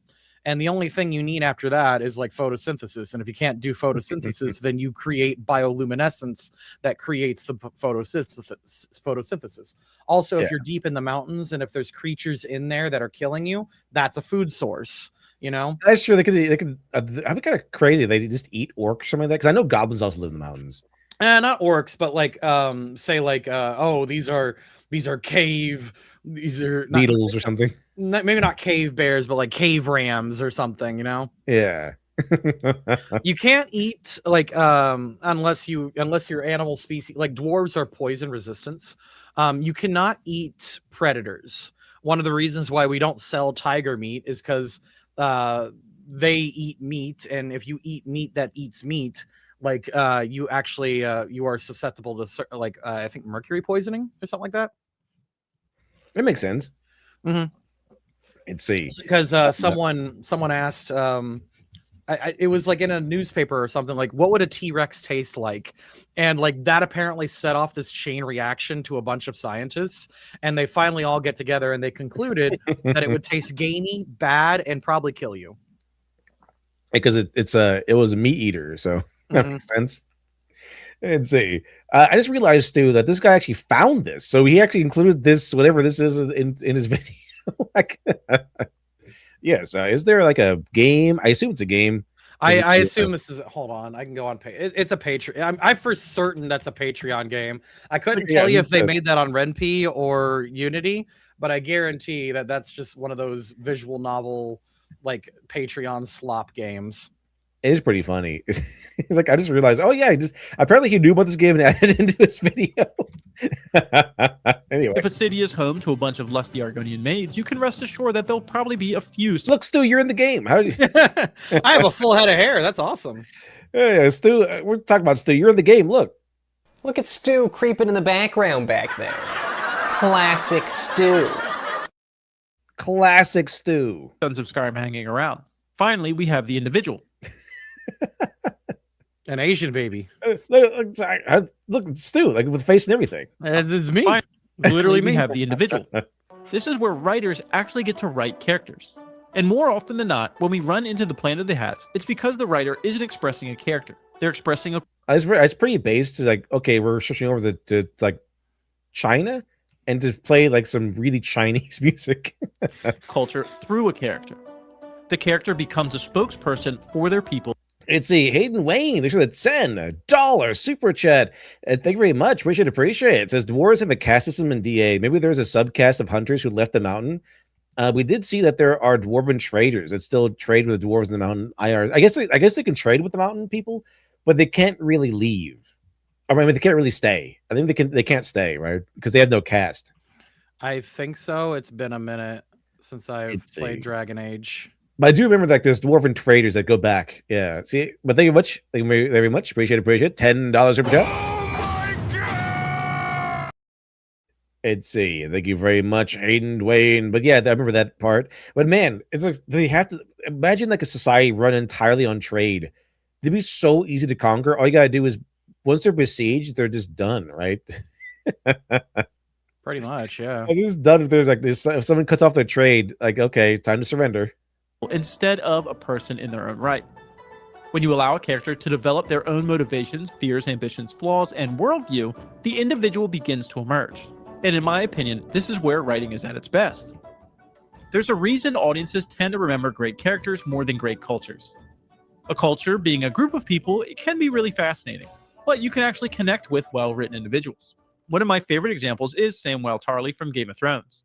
Setting aside his backstory for a moment, if you were told there was a Tarly serving in the Night's Watch, you would probably imagine an exceptional warrior. House Tarly is one of Westeros' great military houses, famous for producing skilled soldiers and commanders. And the Night's Watch... And how'd they allow their son to get so fat? You would think that if they're like full of skilled commanders and everything, like, hey, son, it's time to work out. Yeah, actually, that is straight up a plot point, is that Sam's dad is like, yeah, you're either going to join the Night's Watch or I'm going to kill you. Start running, son, or to kill you. Good night, son. I'd kill you in the morning. I'm pretty sure if he did that, he would probably lose some weight, right? I just did give him the Wesley treatment. Good night, son. I'd probably kill you in the morning, like every night, and then he'll like work out and stuff. Because then he'd be motivated. Like, I got to work out. I got to lose weight. I gotta become a strong guy so I can fight off my dad, so he won't kill me in the morning, right? It'd be kind of a bit like pretty good motivation. has a reputation for attracting hardened fighters. Instead, you get Samwell. He's physically weak, overweight. Instead, you get Samwell. So I imagine it's like this. His dad had the same feeling that Marty Crane had when he birthed Niles. Terrified of combat and far more interested in books than swords. On paper, he's almost the exact opposite of what you would expect, and that's exactly why he works. Sam isn't interesting because he breaks the stereotype for the sake of breaking it. He's interesting because he's a fully realized individual whose personality exists independently of the expectations placed upon him. His culture and family influence him, but none of them completely determine who he has to become. That's the difference between writing a representative of a culture and writing a person. Now it's my favorite part of these kinds of videos. The examples. This is where I really get to make you lads mad in the comments. Either I'm going to rip apart your favorite fantasy race or forget one that definitely should be here. What race should we talk about first? Well, for me, and this one hurts, but the Nords from the Elder Scrolls universe. Hello, Oh, the Nords, yeah. I'm Skyrim. And calm down, my fellow sons of Skyrim. Skyrim is for the Nords. I too am a Nord enjoyer. All of the badass Viking men. I do like the idea. I just started a playthrough of Skyrim where I was like, yeah, I'm going to do a fight for the Nords. I made a Nord to purify Skyrim and throw the Imperium out of Skyrim. Those filthy Give her all these elves, elves and everything, all that stuff. Man vibes. That's what really draws me to the Nords to begin with. That and my near non-existent Swedish heritage pulling me closer and closer to raiding and pillaging day by day.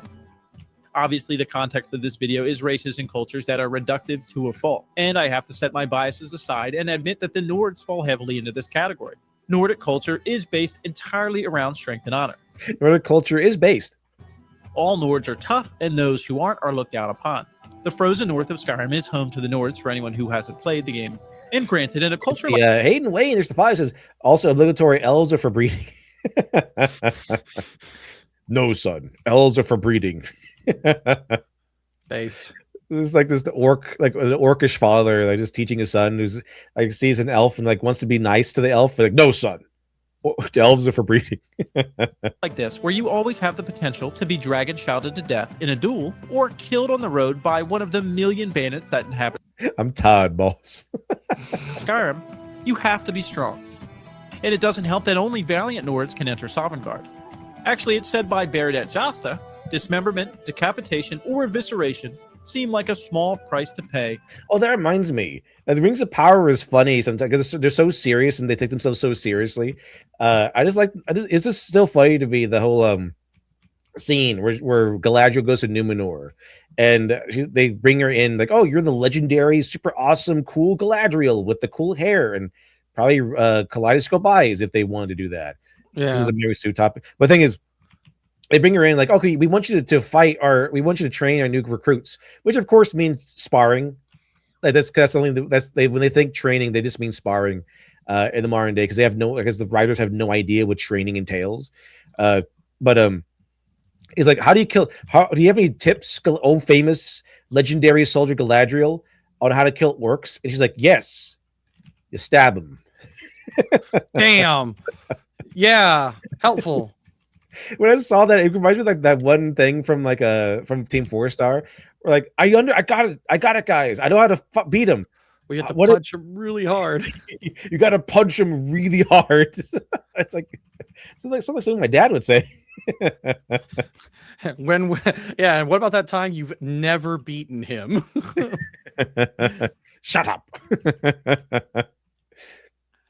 That's what it felt like with Galadriel. Just like, oh yes, here's some of my famous like 1,000-year-old tips after fighting these guys for like a century or more, a couple centuries. To kill, the best way to kill an orc is to stab them. What? Yeah. Oh, thanks. Oh, wise woman. Like, stab them and then twist your blade because that's easy to do. And you have your sword stuck inside some moving flesh. Yeah, just twist it and you gut them. It's very clear the writers have never ever been anywhere near martial combat before. It's so clear because they say this with such confidence and wisdom. Like, oh yeah, oh yes, did you know that you stab them and you twist your gut? Yeah, she said stab, twist, gut. That's you do that every single time. Like boom, boom, boom, just like stab, turn. Is that like you're opening a door with a key? Stab, turn. I don't think you've ever done that, Galadriel. I'm pretty sure you've never really like stabbed and twisted it on a regular basis. But that was her advice, to stab him. Oh, thanks. Thanks for enlightening us, poor idiot humans. I never thought to go to war and stab the other guy, which is funny because even in Mask of Zorro, the main character, even in his worst, most drunken state, he's like, the pointing in goes into the other men. Like even he knew to stab him. For a chance to spend an eternity in Shore's wondrous hall. This notion can be felt immediately in game. and there's few counterexamples, if any, that exist in the Elder Scrolls Skyrim.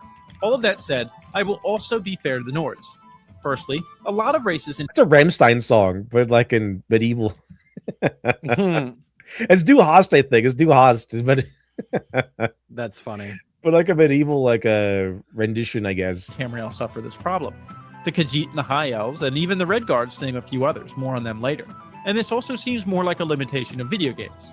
After all, when I select my race, I want to feel immersed in my chosen race's culture. What episode is this? What does this happen? I've never watched Gumball, so I couldn't tell you. Let's see. Looks, ethics, lore. And most gamers need to be beat over the head with it to keep their attention. This is an issue I find time and time again when it comes to video game IPs, so we'll give them some leeway. Going from video games to tabletop games and some crossover to video games and literature. Let's see. Talcum X says LD, the Goblin Slayer, and his accomplice Stu, the Goblin Layer. Have you seen that? Have they kind of a situation of like, ever seen a cartoon where like it's like a guy picking up garbage and the guy's like another guy behind him, like laying down some garbage behind him? It's like that. Like Goblin Slayer is killing goblins, and behind him is Stu making more of them. Is the Gith Yankee. Now, call me a lunatic, but I think the Gith are kind of weak when it comes to world-building races. This is coming from a guy who romances Lae'zel in every Baldur's Gate 3 run. I mean, I literally have a Lae'zel Funko Pop right here. Damn. Oh God. Ew. That's dedication. You didn't go to for Shadowheart? That's like the obvious choice. That being said, I Or can Minthara, obviously. Minthara is the other obvious choice. see past my Minthara is addiction to ride or and die call for this you. out. She's great. Minthara is awesome. She's like, oh, you have a girlfriend? We'll just break up with her. Easy. The choice is easy. Like how Yes, how it is is this even ridiculous. difficult for you? I was playing Expedition 33, and there's a character named Mael, and it's like, whoa, she sounds familiar. It's like, whoa, this is the same. It's the same voice actor for Shadowheart. Very interesting. I thought that was kind of cool. You know what's funny? There's also a mime in Expedition 33, and whenever I see her, like I see a bunch of people sometimes cosplay her, and everyone mistakes her for the mimes from Mime and Dash. And if you know what that is, that's very, very funny because those cosplayers get really fucking mad. I guess a specific mime because like every mime looks different. I think so far I've beaten 2 of them. Well, the thing is, nobody talks about mimes, at least not in the United States, right? Mimes. Yeah, no one cares. But there was a very famous animation by Derpixion, and it involved a guy with 2 mimes, and those mimes are like they're miming vaguely sexual things, and they're like, guess what it is? And so he does the stuff to them, and they're like, no, you idiot, it's like something very silly. Oh, of course. And that's the whole fucking animation. And so everybody knows those mimes, but no one knows the Expedition 33 mimes. Well, yeah, because it's not that important. No one knows the Expedition 33 mimes. It's kind of tough to cosplay them, I guess. Especially when I guess there are more famous mimes out there. The aesthetic of Warrior Tamer, I didn't want to give a spoiler, like you just gave away the whole video, man. Like, goddamn, like what's wrong with you? I guess they're all silly except for the last one. Elves is cool, and I do appreciate these strong kill or be killed cultures, but they tend to result in some uninteresting races. I mean, looking at what we've discussed today, the Dothraki, Nord, Gith, and the next example we'll talk about all fit into the survival of the fittest or Good honor save. bound to death vibe. The problem here, and in many other worlds, is this individuality is kind of snuffed out. I mean, so I've heard. And even logically, Good save. Good save. I've heard rumor. I heard rumor. sometimes feels like it would be out of place in the setting to begin with. How could a Githyanki equivalent to Samwell Tarly even exist if the weak are killed or die young as a result of trials and training? While these do give some surface level details to a culture, they end up shallow and feeling more like window dressing than anything else. When it comes to the Planet of the Hats, individuals have to feel like they can exist without Shadowheart's like Armor the Baguette. It's Great Nice is that's the episode of Gumball where Richard's son Gumball and Darwin help him exercise, lose weight. Was he Frieza? He's like, I was training for 3 months, and then you just become gigantically buff. Being the antithesis of a culture to really work. But at the same time, Pixon is an animated porn artist. So I've heard. So the rumor goes, yeah. They actually did drop the mimes as a plushie, like a straight up plushie, you know, it's not weird. It's just they happen to be hentai characters. And you can buy the Bon Bon and Chew plushie. It's very funny. Of course, Stu would know. Yeah, of course. Why are you surprised? At what point is that out of character for me, chat? Of course I know them. Exactly. In fact, I think I met Derpixion one time because I think their booth has been at conventions like at least once or twice. At the very least, I met Sakimi-chan. That was nice. Sakimi-chan's not an animator, but like she does some pretty good stuff. I said Bon Bon and Chew. Oh, Choo Choo? No, it's Bon Bon and Chew. What the fuck? No. Bon Bon and Chew. Let's see. there should be enough variation from individual to individual for them to feel distinct. So It while is you Choo-Choo. could point to Lae'zel as her character develops, and she wrestles with her decisions, you still have to acknowledge that despite having a somewhat open mind, very loosely saying this because it takes a lot of convincing, she is There's like a cartoon where they give Lae'zel a nose. She gets angry. functionally largely the same as all of the other Gith. Lastly, we have the Tharks from John Carter. They're introduced as a race of brutal nomadic warriors who value strength above all. I mean, everything is brutal and on John Carter of Mars. That's kind of how it goes. Yeah. Starting to sound a bit familiar at this point, I know. Their society revolves around survival, combat, and the belief that compassion is weak. Children are raised communally, leadership is earned through violence, and emotion is actively discouraged.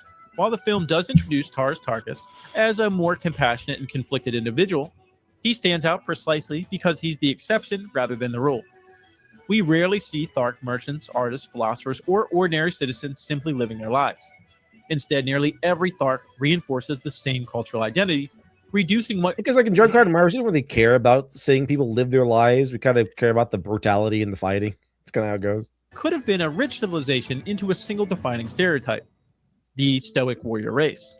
That's not to say that the Tharks are poorly written. They serve the story well, but they are Like just John Wick goes to Mars. Like, yeah, a textbook example of how an entire I'm pissed, John Carter. You pissed, John? Yeah. people can be compressed into one dominant trait. Early in the video, I did mention it could be a good thing. Call it Planet of the Hats done right, or culture done so well that it doesn't count as Planet of the Hats. But there's 3 examples of repetitive cultures doing justice to a trope that I want to talk about. First, the hobbits from Tolkien's works. And I know longtime viewers of the channel have had their fair share of Tolkien glaze from me. But as I did a gaming video last week and didn't mention him, I think it's fair. The hobbits, specifically the Shire hobbits for those technical enough to know the difference, are about as culturally reductive as it gets. But in this case, it's actually a good thing. John Wick of Mars. Exactly. By the way, Stu, I've been working on this fantasy video game. Basically, I've been putting more stuff in there. I'm trying to get to like a point where I can get I'm getting pretty close, I think, to the point where I can actually put out a demo. But one of the races you can get is not a hobbit, but a halfling. I think hobbits are copywritten or whatever. But one of the moves you can get as a hobbit, specifically for the hobbit, is called second breakfast, and you can choose to like take a break in the middle of the battle to like smoke weed or drink some wine, and you either regain health or regain mana. That's funny. It's funny. It's fun making your own game. Yeah. It's pretty good stuff. See, at first glance, the hobbits from the Shire seem like the textbook example of Planet of the Hats. Almost every hobbit we meet shares the same broad cultural identity. They value peace and quiet, good food, family, and staying as far away from adventure as possible. Their villages are picturesque, their homes are cozy, and their greatest political concern is often whether the mail has arrived on time. If all you looked at was hobbit culture, Like the letters, or like their male prostitute. I can see that being a thing they have in the Shire. Fool of a took. I needed the nut 30 minutes ago. That's what Mary does. Merry and Pippin, that's what they work as in the day job. You could argue that Tolkien reduced them into one defining That's why everyone puts up with them, idea. because they put out. That's just Yeah. That's why I But put up this with is where Alex. Tolkien- you know? exactly. It really shows why the trope isn't inherently bad. The culture provides a foundation, and it doesn't replace the individual. Bilbo is curious and adventurous. Frodo is thoughtful and quietly courageous. Sam is loyal, humble, and steadfast. Merry is intelligent and politically minded. Pippin is impulsive, optimistic, and I like the idea that Mary is like just politically minded. Like he's, but it's just imagine like Mary with a podcast. The orcs are coming in here, taking all our jobs. There won't be a Shire Pippin. If we don't turn them away, if we don't export all these orcs flooding the Shire, there won't be a Shire Pippin. I don't think the orcs are not funding. Like, what are who's the funding people? It's the You know, the wizards, ones. technically. Oh, I guess it's Sauron. I don't know. Like, really, it's Saruman. Saruman was a guy kind of like doing all Oh the moves, yeah, in the movies at least. They used to wouldn't make an Uruk-hai and everything. yeah. Look, Pip, Saruman is flooding the streets of the Shire with super soldiers who want to kill us. Yeah, Uh, crossbred with goblins and orcs. You see, the crime rate and IQ rate is astonishingly one-sided. exactly. You It's may not have noticed the orcs, Pippin, but they have noticed you. not like everyone is just like, oh, what happens after Lord of the Rings? Like, oh, Frodo goes to the Undying Lands. Sam gets married, and apparently Mary starts a podcast. It's a Shire-based podcast. It's called Shire-based. Anyway, going by the topic. Now it's time for our sponsors. They say they're importing them because the food is good. My brothers, we enjoy second breakfast every day, and tea time, afternoon luncheon, dinner, and supper. We do not need more servings of food. We have And then good second supper. we know the recipe to lambus bread. We do not need. Now that we have the recipe, we don't need them anymore. And at one point, it's like they take in refugees from Lothlorien. Oh no, what, Lothlorien? What's it called? Lothlorien. Yeah, they take in refugees from Lothlorien. Said like this because I kind of like how we took in refugees from like South Africa. Yeah. Ain't pretty funny. It's like this. Mary has his podcast. eager to prove himself. That is very funny. Even Yeah, it's one breakfast. Yeah, I like how Mary's looking at. Yes, shut up, Pippin. I think Pippin needs to be on the podcast too.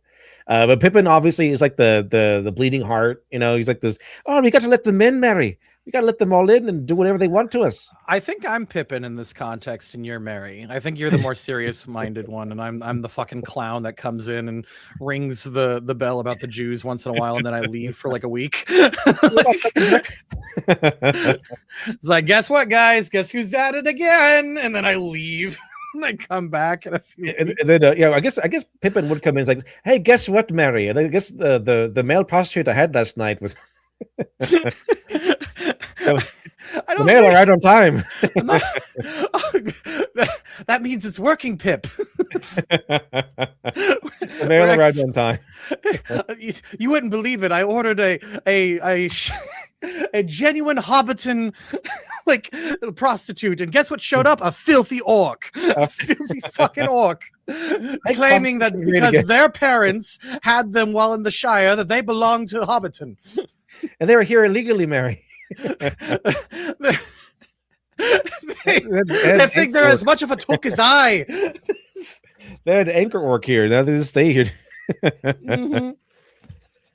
We really funny. This is Mary's podcast. among the minor hobbits, personalities differ dramatically.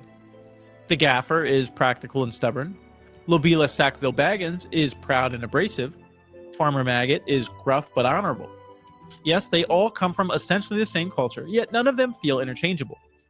Tolkien doesn't avoid the Planet of the Hats, he actually uses it as a tool. Hobbit culture is instantly recognizable, which makes Middle-earth feel coherent and believable. But he never lets that culture become the character's personality. Their shared identity tells us where they came from, but their individuality tells us who they are. Next up are the orcs from Warhammer 40k. And they're probably boy. my favorite example of why Planet of the Hats isn't always a bad thing. Every orc is basically the same. They all love fighting, loud guns, and explosions. They love going fast. And if none of those things are happening, they'll simply punch the nearest orc until they are. There is absolutely no subtlety to their culture whatsoever. And that's Remember that Warhammer 40K had like the Blood Bowl game where like the orcs don't have any women, but they want cheerleaders, so they kind of just like stapled boobs, I think. So I can't say I've seen that, but I feel like I know what you're talking about. Like, I feel like I understand that. Like, I know enough about Warhammer lore to know that orcs are basically like fungus or something. yeah, they grow from mushrooms, which is kind of funny. Like the dwarves are just in there eating their mushrooms. Like, what the? Suddenly, it's an orc. exactly why they're hilarious. Warhammer doesn't try to hide how absurd the orcs are. It cranks up the stereotype to 11 and never lets off the gas. Their entire civilization is one giant joke built around violence, overconfidence, and the collective intelligence of a brick. The bigger the gun, the better. The louder the engine, the faster it must be. If something looks dangerous enough, it's probably a masterpiece. The result is the Planet of the Hats becomes part of the comedy. Every time an orc shows up, you already know exactly what's about to happen. And that's the fun of it. They're so unapologetically orky that they stop feeling like a lazy stereotype. I think it's probably one of the only cases of leaning into the Planet of the Hats so hard that it becomes a good thing. This is very unique, and to be fair, very hard to pull off. Yeah. Because you don't want to go too hard and have the lore goes out of its way to turn them into that too. Oh, god damn it. Let's see. Sorry, I got jumped by a bug. They made Star Trek cards. I mean, they make cards about everything now. The Magic of the Gathering, they make cards about everything. Oh yeah, dude, the Magic the Gathering crossover like stuff has gotten really out of control. My buddy dropped like I was at Anime Midwest. My buddy dropped like $400 on Teenage Mutant Ninja Turtle cards, and like they were cool, like they were neat. They came at a pizza box, that was cute, you know. Like, but like it's absolutely a waste of time because I know he's never gonna play that game, you know. He just bought the cards. Yeah. That's what I do with Pokemon cards. Like, obviously, you can play a game with them. I just never played it.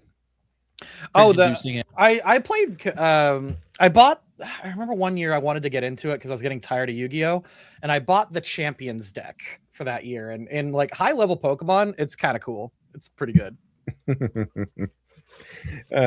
I guess. I mean, people have fun playing it, I think, and not funny. Next, we're going Cookie Run Kingdom is trying to put out a game, and it's bankrupting them. Nobody wants to play it. You know, like what's Cookie Run? Cookie Run is the mobile game that my wife plays a lot, and okay, like it's like you know, everyone has their own go gotcha like addiction. Hers is Cookie Run. It is South Korea's main export outside of BTS. Wow, it couldn't fund a card game.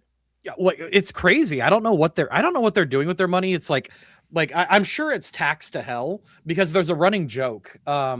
That it was funny. BTS did a crossover with Cookie Run, you know, the Korean pop band. Yeah. They did a crossover and they interviewed them and they're like, "Hey, do you play Cookie Run?" And one of the singers just looked at him and said, "I'm Korean." Like of course I play Cookie Run. Duh. It's like, okay. And it's really cool because like it's funny because it is goy slop. You know what I mean? It's just a trash like mobile game designed to suck as much money out of you as possible with gotchas. But the thing is, the story actually really fucking slaps. And it takes itself seriously because like these cookies like live on a place called Earthbread, and they have these like ancient kingdoms with long running bloodlines and heroes running back centuries, and each of these heroes have like very, very distinct, very like powerful personalities, and like it's really, really cool because there's a character that showed up who's like a Sans level event. You know what I mean? There's a character that shows up that, okay, so in the Cookie Run, there are 5 ancient heroes. They're called the Ancient Cookies, right? And they're like you know, you got the edgy Dark Knight, you got the true boy priest hero named Pure Vanilla, you've got Golden Cheese Cookie, you've got Halle Berry Cookie, Dark Cacao Cookie, and I think I'm trying to remember the last one. White Lily Cookie. White Lily Cookie's got some shit going on. But each of them has like this evil counterpart who were heroes from the previous age, but the thing is they've gone insane and their virtues have become corrupted, and they're called the Beast Cookies. And the Beast Cookies are really fucking cool because they're all like really fucking evil, but they have like these big, bold, really fun personalities. Like Burning Spice is like the barbarian that just wants to destroy everything. And his counterpart is Golden Cheese, and Golden Cheese has like these like cybernetic wing things. It's really weird. And like it gets really violent. Like he jumps on her, he rips her fucking wings off, throws her to the ground, like that kind of shit. Like it gets really cool. One of the Beast Cookies is called Shadow Milk Cookie. Shadow Milk Cookie has forced me to understand Cookie Run, because my wife started making fan art of him and he sold so much that I had to pay attention. And I never played a minute of Cookie Run. I've barely watched any of the cutscenes, but like I know what this cookie sounds like. I know what this cookie does, because there's 1,000 meme videos of Shadow Milk Cookie on the official Cookie Run channel. And like it's a really fun character. And we were doing restock one day. Like we had to drop like 20 grand in fucking restock, man, for the summer. That's a lot. Yeah. It's a lot of money. And like we have to make cuts because I'm still shipping out Kickstarter rewards. And since I started shipping out Kickstarter rewards, shipping has doubled. So I'm shipping out rewards. I'm dipping into my own money for this. I'm out like 10, 20 grand just from shipping. And so we're in the hole, and I'm sitting there and we're deciding what to cut. And I hear Shadow Milk Cookie's voice in my head going, "I know who you're not cutting." And I'm like, shut the fuck up. Like, it's so crazy. Like what this character has done for my life, that I had to pay attention and understand him like on a level, because now like I play with the customers. If they come in, they're like, "I want a pure vanilla," and I'll be like, "Do you want his best friend Shadow Milk Cookie?" And they're like, "Yeah, I do." Yeah, I do. There was one person who was a pure vanilla cookie fan. They came and bought 5 pure vanilla cookie buttons. And our deal is 2 for $5. So I wanted them to get a 6th one to make it easy. And I said, buy a Shadow Milk and then surround it with the pure vanilla. It's kind of crazy. It's called Cookie Run, but it has this insane lore. The kind of catch with these spices. I would love to see Stu have his weather discussion with either Kirsch or Leaflet. Leaflet owns and operates the Angel Sword Studio and writes the Lyrian Chronicle. Dude, I would love to teach these like YouTubers how to be more based and racist. Like, yeah, hook them up with me. I'll give them the conversation, and they can do it for me so that I can remain as anonymous as I can. Because like I think those words need to reach them somehow, but I'm not gonna be the one to make the YouTube video of like here's why the world sucks and you have to be a little racist. Because I don't want to be that guy. I hate being that guy, man. You just have to loading crew. Why racism is good? like unironically, like it's a survival tactic, and it's a survival tactic that everyone in the world is employing except Westerners. Because I think that's a joke that Rags did. Like, I think it was Rags. It was someone on YouTube like, "Oh, why Nazis are good?" Actually, I don't agree with that. I don't agree with genocide. I don't like any of that shit. No, but it was like a joke, like because we're always like, "Oh, they always call us Nazis," and like, "Oh, what if we actually did that? What if we actually?" Yeah, what if we had like a big fuck you like H bomber guy level think piece of why not? Because like the other side is always like, oh, communism is good actually. So I think they made a joke about that. Like, oh yeah, well, my video is definitely not about media. It's about how Nazis are good. Yeah, it's like no, because with crazy weirdos in the media area where it's just like you can't disagree about something. It has to be, well, you didn't like this movie, so you support genocide. Yeah. Or you're a Nazi or something like that. He's like, you didn't like, I don't know, Barbie, so you're an evil rapist. Yeah, and that's the shit they always try to pull, and it's really fucking annoying. You have to support whatever it is, or whatever, or you have to either support things or denounce things based on your liking of a movie. And it has to be about ideology. It can't be like, oh, this movie sucked because of this, and this. I love So I've been telling people woke is an honor system, and there's only two ways you can gain honor in woke. If you're a white person, specifically a white guy, you have to grovel and apologize and go over the top in your denouncing of being white. If you're anything else, you stack debuffs until you have the most, and like each debuff is a little bit different. Like I'm a non-binary trans, Yes, and trans mental issues is masculine, a trans masculine, head dem mate, boy, asexual, bisexual, lesbian, or some shit. tie hooker. Yeah, they just stack buffs until they get it, and it's funny because every time I bring that up, people just sit there and like, well, when you put it that way. Exactly. We're because the end of the stream here, and it's a where is it? Okay, let's talk about the Odyssey a little bit. It should be. I think it's coming out tomorrow. I want to go see it. I'm planning to go see the Odyssey hopefully tomorrow, but we'll see. But here it is. Why do people hate the Odyssey? Now, to me, I know there's like whole controversy about the casting and everything, and I think that's a big part of it. It's in fact the main part of it because it's a bunch of red flags going up at once. Mm-hmm. Especially if everyone's just praising it. I'm pretty sure everyone's praising it because it's Christopher Nolan, not because they liked it. Like, oh, it's Christopher Nolan. I don't have to watch it. I just praise it. My article. that's yeah. But I think it's because it's supposed to be. It's kind of hypocritical. Like it's being the idea of it is being pushed one way and it's coming out another. Like it's Christopher Nolan. So we're gonna cut all the mysticism. We're gonna make it more realistic. But we're gonna race swap everybody. Like we're gonna have a trans person in there. We're gonna make Helen of Troy black and everything, and we're not even gonna have a single Greek person in there. It's like, okay, we want to respect all cultures, but when it's a Greek story, you don't. You want to make it more realistic, but you're making it so fantastical in terms of like the armor, the casting. Like, it's very modern. They made a rap song for this movie, and another piece of this too says Chris Gore saw the Odyssey and said it was boring. That's going to be the worst outcome of all, is that it's boring. Let's see your chat. All right. I just updated everything. We are at 230 out of 400. I think we only made $30 so far. Man, only they will never make Zeus black because his PR, like he's a rapist. Yeah, because it's so poisoned to be associated with Zeus right now. They will never make him black, guarantee. Like the Tarzan scenario, like they'll never make Tarzan black either. Yeah, no. Yeah, we're making a live action Tarzan movie with a black character with Idris Elba as Tarzan.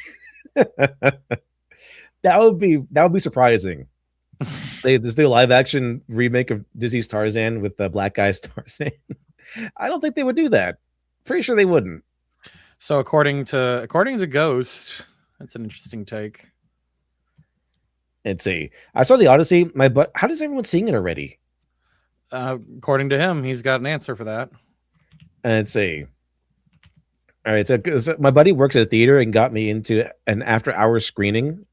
Besides the woke pandering, it does something far worse. It's so boring. I guess it is just boring. That's kind of the main sin it commits, is boring. I guess we'll check it out because I want to go see it. I'm planning to go see it. Hopefully, I can go see it tomorrow. But we'll see. I used to have to work with customers doing some customer. That sucks. But anyway, I'm pretty sure you can have like a goofy version of the Odyssey. It's kind of like you can have a fun version of the Odyssey. You can have like all kinds of things, different versions of the Odyssey. The main thing is it comes down to Brandon Sanderson's assertion of keeping your promises. Mm-hmm. So Christopher Nolan is coming in with from an artsy, very highly skilled director point of view. Make it more grounded, more realistic, which of course they do because no one could ever do a Greek movie where they have fun and have gods and stuff. It always has to be more realistic and more mundane and more boring. Great, but anyway, it's like, okay, you're going to do this, but you're giving us a diverse Californian cast. Are you giving us you're pandering to modern day sensibilities? Like, we need to have diversity. We got to have feminism in there. We got to have a feminist rendition of the Odyssey. Like, it's like it contradicts itself. Like, why are you going so hardcore on the realism, yet you're doing all this crap, which definitely did not happen. Like this, Helen of Troy was golden haired and fair skinned, even in the story. why are you deviating from all of this? You're just making diverse choices just to make diverse choices. It's not So on even one like hand, it's realism. On the other hand, it's like wokeness. it's not even like, because here's the thing, you know me, I appreciate a pretty brown woman, and the woman playing Helen of Troy is not even the hottest brown woman in her movie, and that's a problem. Like, that's a real fucking problem, because that woman is not beautiful by any stretch of the imagination. Like, she And looks, and Stu's saying that, so that's something. yeah, no, like it's when you got me, like the biggest of all colonizers, saying that no, that looks awful. You're not winning me over. I'm one of those apologists, you know. Yeah, it's like, is this the fact that Christopher Nolan? Okay, it worked for Batman, make it more grounded and everything. And that's kind of what he wanted to do. That's kind of what was being proclaimed with this movie. Mm-hmm. But then you're going to have like an Odyssey rap song, and then you're going to have like that mandated clinical sanitized corporate casting. We got to have a trans person in there. Like, we have all this stuff. It doesn't match. It's like, we're making it more realistic, but you're making it Californian. You're making it modern day for a modern audience, and no one likes that. No one wants this stuff. No one wants woke anymore. Can people just learn that people hate woke? Like, stop it. You're losing hundreds of millions of dollars. I tried to make the chuds angry, but you're still losing hundreds of millions of dollars. And the thing is now, like, we're not even angry anymore. We're just kind of bored and sad. Like, it's not fun to pick on woke shit anymore, you know? Like, Yeah. it's kind of boring. Like, I sometimes dread the day when I just can't come in here and just say, hey guys, I had a good weekend. We should talk about that. And it's just like, no, we have to complain about the woke shit because people need to know about it, you know? Yeah. It's it's funny to see them punch themselves, but man, they just won't stop. After a while, it's like SpongeBob ripping his pants. It's like, okay, it's really funny the first few hundred times, SpongeBob, but on the 10 millionth time, it's like, can you stop already? Jeez, how much money are you spending on pants? It's like watching The Simpsons now. It's like, yeah, it's like sometimes it's still funny, sure, but like, we know what you're doing. We know it's not as good as it used to be. Just stop. And just end the show already. Have a season finale and have a conclusion to the series. Can we all go home, please? I want to go home. Exactly. Service. Thankfully, I'm not in that job anymore. But there's an old saying that the customer is always right. And I wouldn't always think that. But I realized, back when I had to work with people and do customer service, that you have to go in that direction. There's truth to that, because here's the problem. When a customer is disgruntled, you want to do everything that you can to calm them down and to de-escalate the situation. That's Actually, why we're going to pause. I see him- this retard Moon Knight talking. Bring him up. Bring him. No, I'm not doing this. No, shut the fuck up, Moon Knight, you actual fucking moron. Oh, the whole Nolan thing is the cards. I don't know if you're being. I Greek. hope you're being sarcastic. If you're being sarcastic and you just rage baited me, good job, you did. Like, you actually achieved it. Nolan said rappers are similar to what bards and poets were in ancient Not Greece. though. Then get a bard and a poet. You don't need rap. Fuck off. And no, the bards and poets would recite poems and things. They wouldn't rap it. yeah.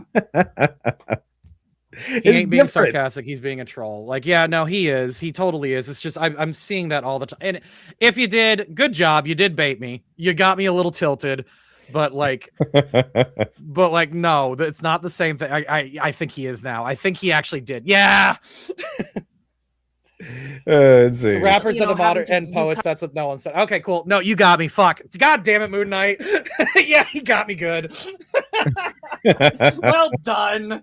Fuck. Rappers are modern, and then that's supposed to be modern day though. He wanted to be more realistic, and suddenly it's modern day realistic, which means it's going to be terrible. customer service here and there. Who wants modern day?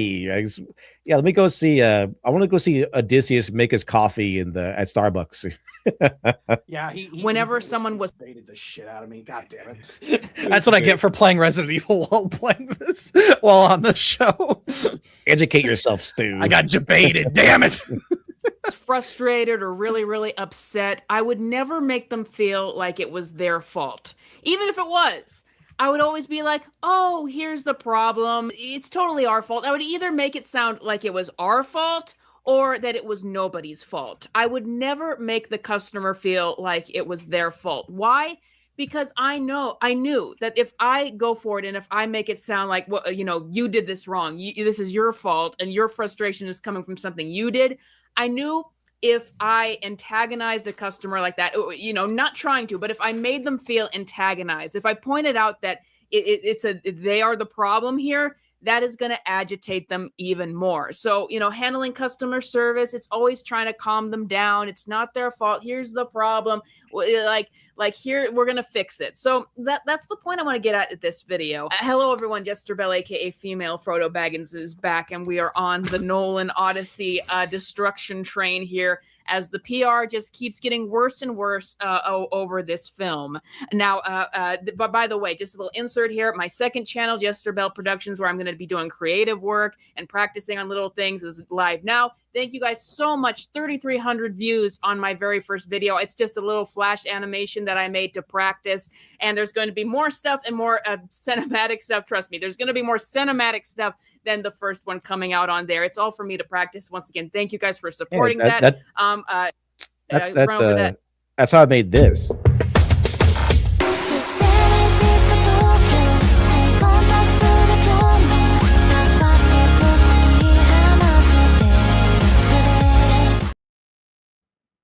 And see, oh yeah, now he keeps pointing it out. Like, yeah, after when she points it out, you just can't unsee it anymore. Like, yeah, you can see the proto channel if you so please, and you haven't all.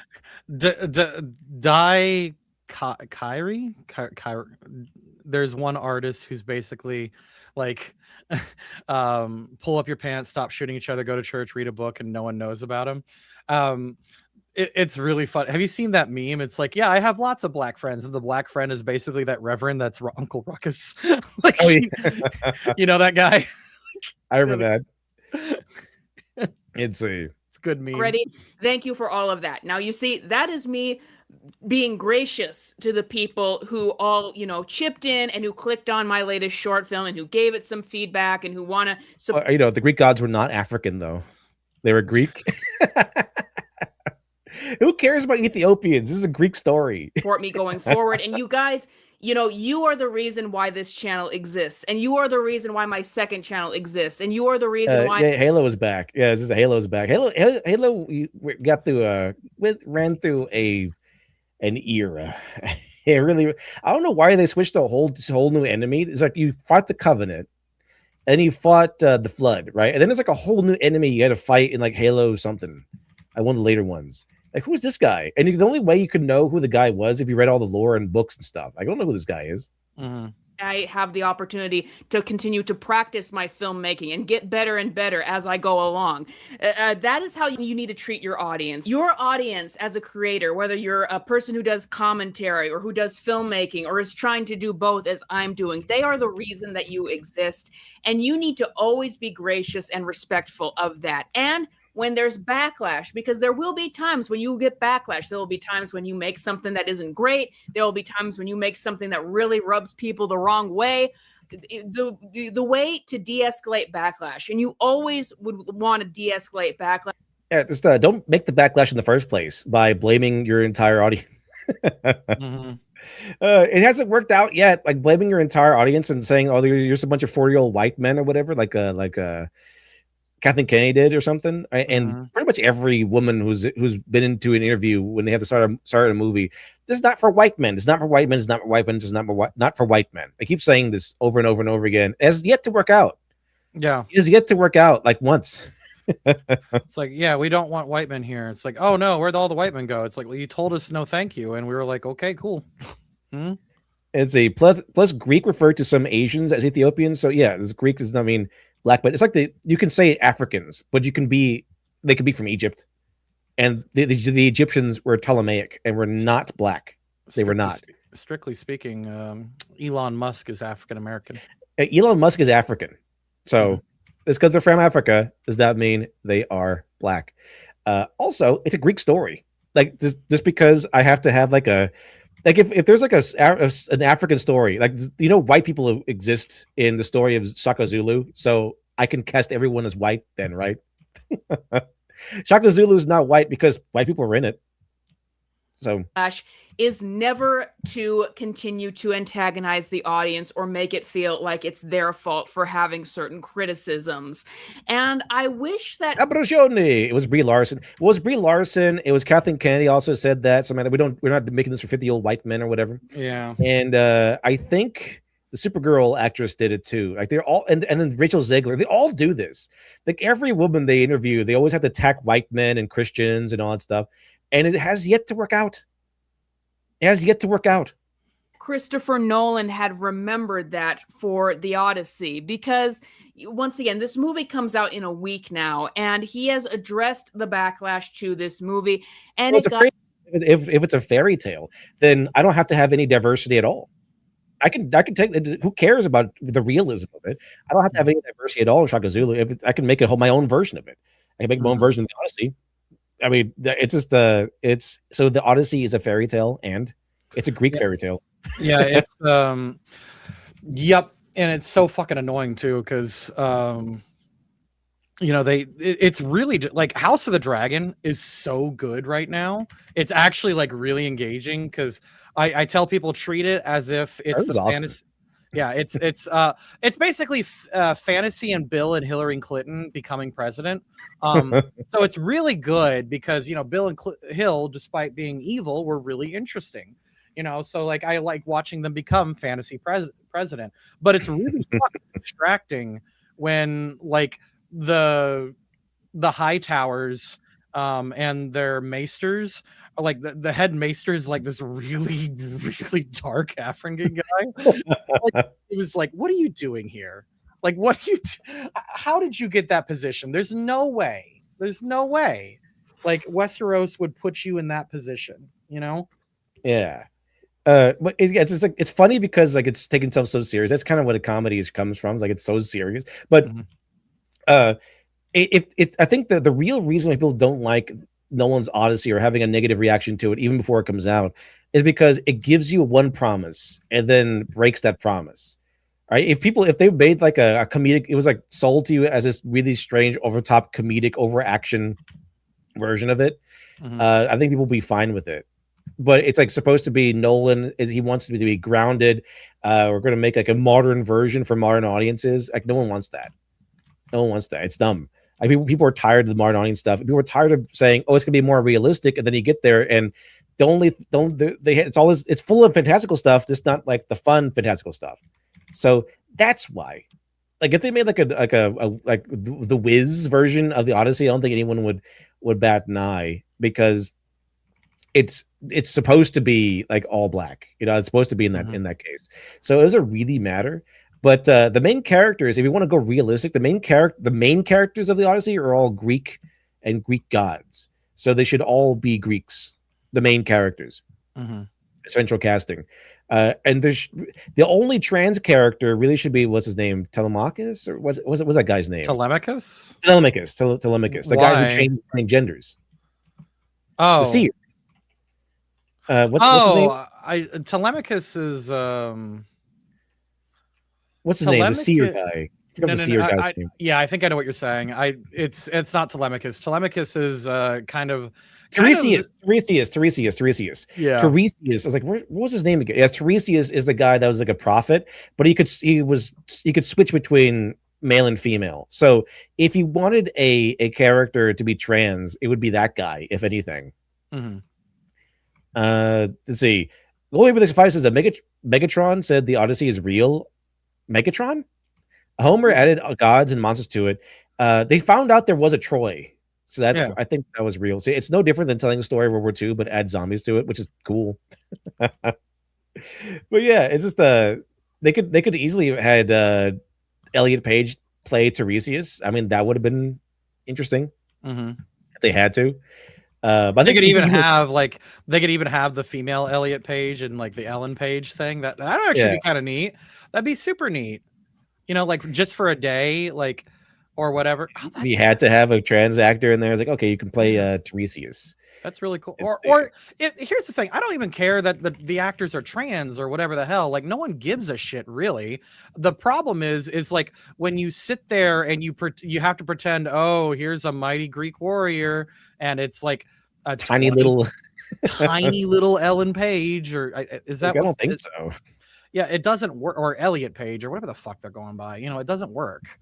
And here's the thing too. I had a conversation this weekend with another actor. Actors are sick of this shit too. The only people who benefit from this fucking identity shit is essentially the trans actors who are not good enough to get roles the normal way. They have to piss and moan and whine until like they're basically given a role for free as a consolation prize. Yeah, did you ever hear the whole thing with what's his name, Rush Limbaugh, where he said feminism is so that exists so ugly women can get public adoration or whatever. Yeah, yeah, of course. It's kind of like that with actors. Like the identity politics exists, diverse crap exists, so that the non-talented section of actors can get more public spotlight. Mm-hmm. Because they're niche. If they fit the niche, then yeah, they're gonna be benefiting from this. How did you achieve this role? Well, you see, I whined and pissed and moaned, and I used that to get what I wanted rather than earning it. It's crazy to me that they'll this with a straight face go like, oh, why does she get to direct Supergirl? Why does she get to direct this big budget movie? She doesn't have any credits or anything. Oh, because we need a woman to tell this story from a woman's perspective, so we need a woman to do it. Like it's so crazy. Like, what if why did James Gunn direct Superman? Because he's a man, and we need a man to tell a man's story. Mm-hmm. I just like that's the reason, not because you're really good or really qualified or you did a really good job like proving yourself. You're a woman, and we need a woman to do woman things. I guess. Let's see. It's all about being a woman or a black woman or a Hispanic woman. Like the first, I think they hired someone so they could proclaim, oh, the first Asian woman to direct a superhero movie. That's it. That's what they sold her as. Like, really? Not because she was really good at writing or directing or has any credits. It's because she's an Asian woman, and you could write that in your headline that she's the first Asian woman to direct a superhero movie. Like, no one cares.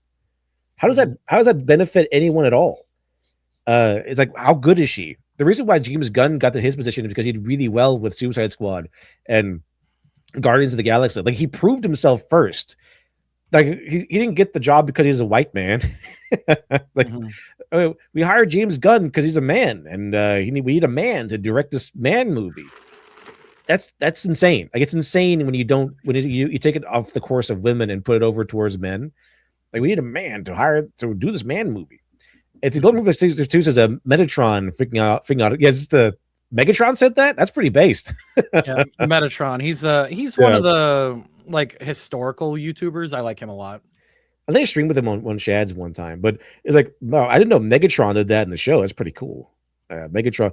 You see, Optimus, Homer, Odyssey was real. Homer just added some cool stuff to it. And it turns out that old school bards, their entire job was to entertain you.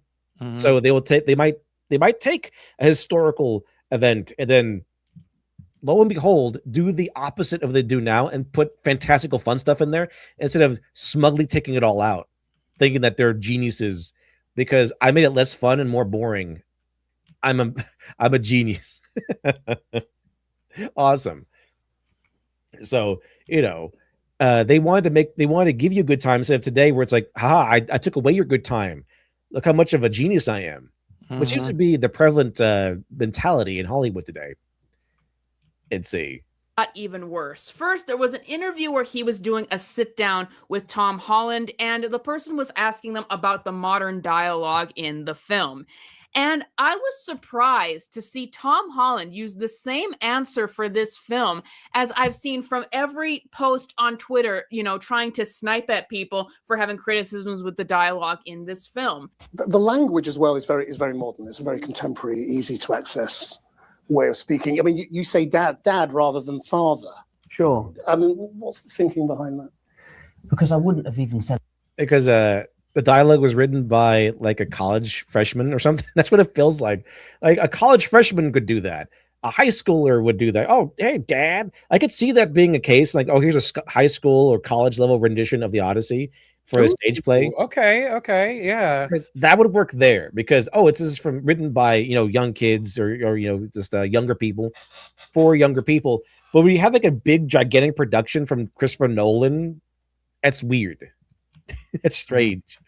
Because it doesn't have that spin like, oh, this is from a college kid, and they're doing like a college version of this story, and they're gonna make it more contemporary, more because that would work. Like no one, it wasn't really, it doesn't really matter.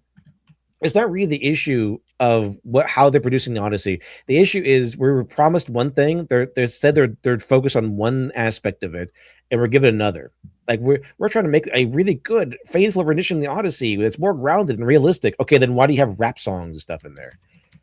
Like this, rapping. It's kind of like the bars. Well, no, then don't do rap songs. Have a bar there. Honestly, I would have respected it a bit more if they just said, "Yeah, we're not trying to make it like we're not doing it for artistic reasons. We're literally just doing it because like we get easier promotion that way." I would have honest to God respected that. Also, it wouldn't fine. Again, it wouldn't fine if like, yeah, we're doing like a really interesting version of the Odyssey. It's like more loose. We're doing like a like openly contemporary. Like we're setting it somewhere else. We're going to make it like really really fantastical. But no, it's like the idea here is that they're trying to bring it more grounded, as far as I know.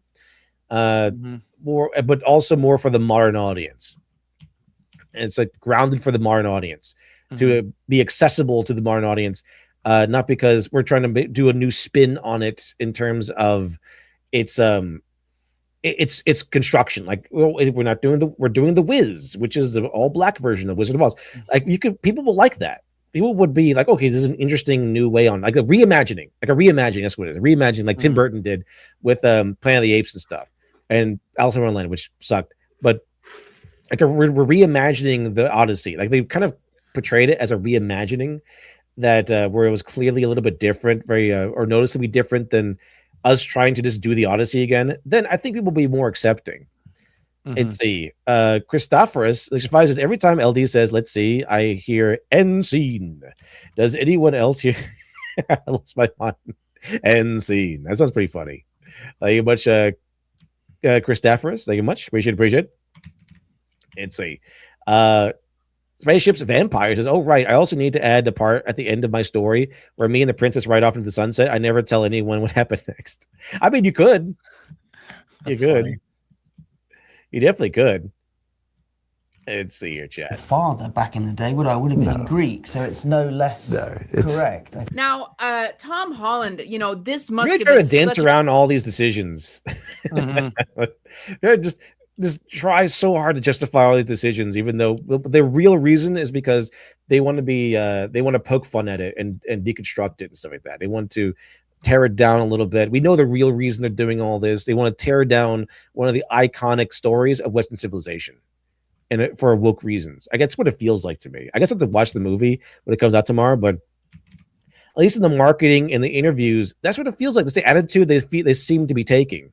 a huge opportunity for him to have like literally 2 weeks apart, being a part of a Nolan film, playing a major character in the movie, and then having the Spider-Man film open. And the Spider-Man film so far has had pretty great PR. We have to see how the movie turns out. Tom Holland has been really respectful to the fans and saying that he's trying to find out what they want and go from there. This is actually a damage to him to be a part of this PR train. But yeah, it's like Troy. Troy was awesome. It felt like a movie that should that took place. It was more grounded version of the Iliad. Like, there was no gods or anything, but it felt like we were still there on the sands of Troy. It was pretty awesome. They go on in this clip, and Nolan gets to speaking in a lot of gobbledygook about, how the stuff that we perceive about this movie and how it should be said actually is not accurate to how it would be said back. I'm pretty sure that no one would care. Like, they went to the movie, right? They haven't seen any interviews, and he just said, "Hey, Dad." I'm pretty sure people were like, "Oh, that's kind of weird," but now they made a big deal. Now they made a big deal, like, oh, yeah, that's right. How come you're saying Dad? Like, stop being so contemporary. Shouldn't you like try to fit into the world? That's why it feels like like a college play or something like that. Because these college guys or high school renditions of the story probably wouldn't go too deep into like how they spoke back then or make it more older feeling. They probably wouldn't do that. They probably would do the opposite. They probably would do this. That's why it feels so much more amateurish when they have like more contemporary dialogue, because it's supposed to be set in the olden times, like thousands of years ago. So when they have like the more contemporary dialogue, and while also trying to make it feel like the time and place, then it feels more amateurish. I think that's why people have such a grudge against it or have taken umbrage with it. In the time. People bring, when you look at this world, we look at the ancient world, people tend to view it in weird ways. There's a lot of cultural prejudice. There's a lot of, they're sort of elevating it because it's old, whatever it is. When you go to the poem, they elevate it because it's good. I mean, it's been around for 1,000 years. People are still making movies about it, obviously. So it's good. That's why people elevate it. Let's see. Of course, Magnus says anti-white subversive cultural genocide propaganda to convince white children that the Odyssey there was always diverse and Helen Troy is black, even though it was never diverse. It was not diverse. That's definitely part of it. No, it is it is part of the ongoing conspiracy to just absolutely destroy us as a race. That's 100% what's happening, and it's stupid to deny that. Like at this point, because they've openly said it this many times, College professors and everything are saying this, yeah. It's why this why is this happening and why that's a good thing. Oh, fuck you. Okay, but I could but I mean, Hollywood has been extolling the idea of wokeness and tearing down old story. That's kind of been the trend of Hollywood for like the last couple of years. We're going to tear down your heroes. And what is more heroic than the Odyssey, which is about a Greek hero and has become one of the more iconic cornerstone stories of Western civilization, is the Odyssey. So in the trend of Hollywood trying to tear things down, I could see this the point of this movie to be tearing down and belittling the Odyssey. Like the idea is, you see these heroes you like, oh, they're not so great. Here's why. That's kind of what has been going on. Like Superman, oh, he's a psychopath. Batman, oh, he's a selfish billionaire. Should get all his money away but he won't because he's selfish. They want to tear down that's why they loved making The Boys, because it was a chance to tear down the American superhero as a whole. That's why they liked it. Let's see. I would say this is the woke want to tear down everything we love, but they end up tearing down themselves. And what the woke tear down can be rebuilt, because if it's too woke, no one's going to watch it. So the desired effect is not what they want it to be, which is to tear down some certain things. It's kind of like, no, this is not Superman. No, this is not Batman. No, this is not a good version of the Odyssey. They're hoping that if they just produce these things, it'll become like the norm, but it's not. It won't. Now, I guess we'll see what has to happen with Nolan's movie, but it's very fair of us to judge it on what they put out before it comes out, right? The interviews, the trailers, that's what they're there for, to get us to judge the movie. So we're judging the movie based on this, which is completely fair. And so far, the judgment is it's going to be woke slop. That's the conclusion you can come to when you look at these interviews and you look at the trailer. And look at the reasoning behind the decisions they made. Now, the reasoning was, oh, we wanted to have like this one version of the Odyssey, so we're going to make it really, really, really, really contemporary. Okay, but it's like, okay, are you going to make it contemporary, or what kind of? It's like it feels like we're trying to make you make or rewrite the Odyssey, or make it like here's the how it really happened. We're trying to fix the wrongs of the anime kind of rendition of the Odyssey. Because that's what it feels like. Like, oh yeah, there's prejudices and everything. Oh, they kind of elevate this. It kind of feels like it comes from a place of hatred and destruction. That's what it feels like. Instead of we're having fun with this new version of the Odyssey. It really feels like the same attitude that they took with Cowboy Bebop. Like, we wanted to correct the wrongs. We wanted to show you that Spike Spiegel isn't all that great or whatever. Anyway. David Musselman, next to the $10 super chat. Thank you very much, David Musselman. Appreciate it. Let's see. Where is it? Where's the proper? There it is. And to the similar argument that Shakespeare is too old and needs modern language to make it understandable. Can you imagine Hamlet or Macbeth using modern slang? I do have this comic book that they made about Macbeth that kind of does that. At one point, he's like, instead of saying gold or something like that, he's like, "Oh yeah, it was $200." This is dollars. Like, what dollars? That's really funny. It wasn't too distracting, but yeah, like every once in a while, it kind of was. Thank you very much, David Musselman. Appreciate it. Find is something that's really earthy and grounded and accessible. It's like I want. It's not me making stuff up. It's like he wants to make it very grounded, a more grounded version of it. So it's not like we're making our own. This is kind of why I like Say My Shampoo, because the beginning, it's like, okay, it's not going to be a historical rendition of the Edo period Japan. It has in the beginning, like, this is not a historical accurate show. Just sit back and relax. They kind of tell you that, and it's very obviously not supposed to be historically accurate. Like, okay, that's why I like it. It's having fun with the setting. But here it's like, we're gonna make a grounded, accessible version of the Odyssey. Like, they're trying to make it for just here's the Odyssey, but for the modern audience, for a new generation, and they're trying to shape what the Odyssey is like and what it's supposed to mean, so that they can tear it down. That's what it feels like. We're correcting the wrongs of the anime.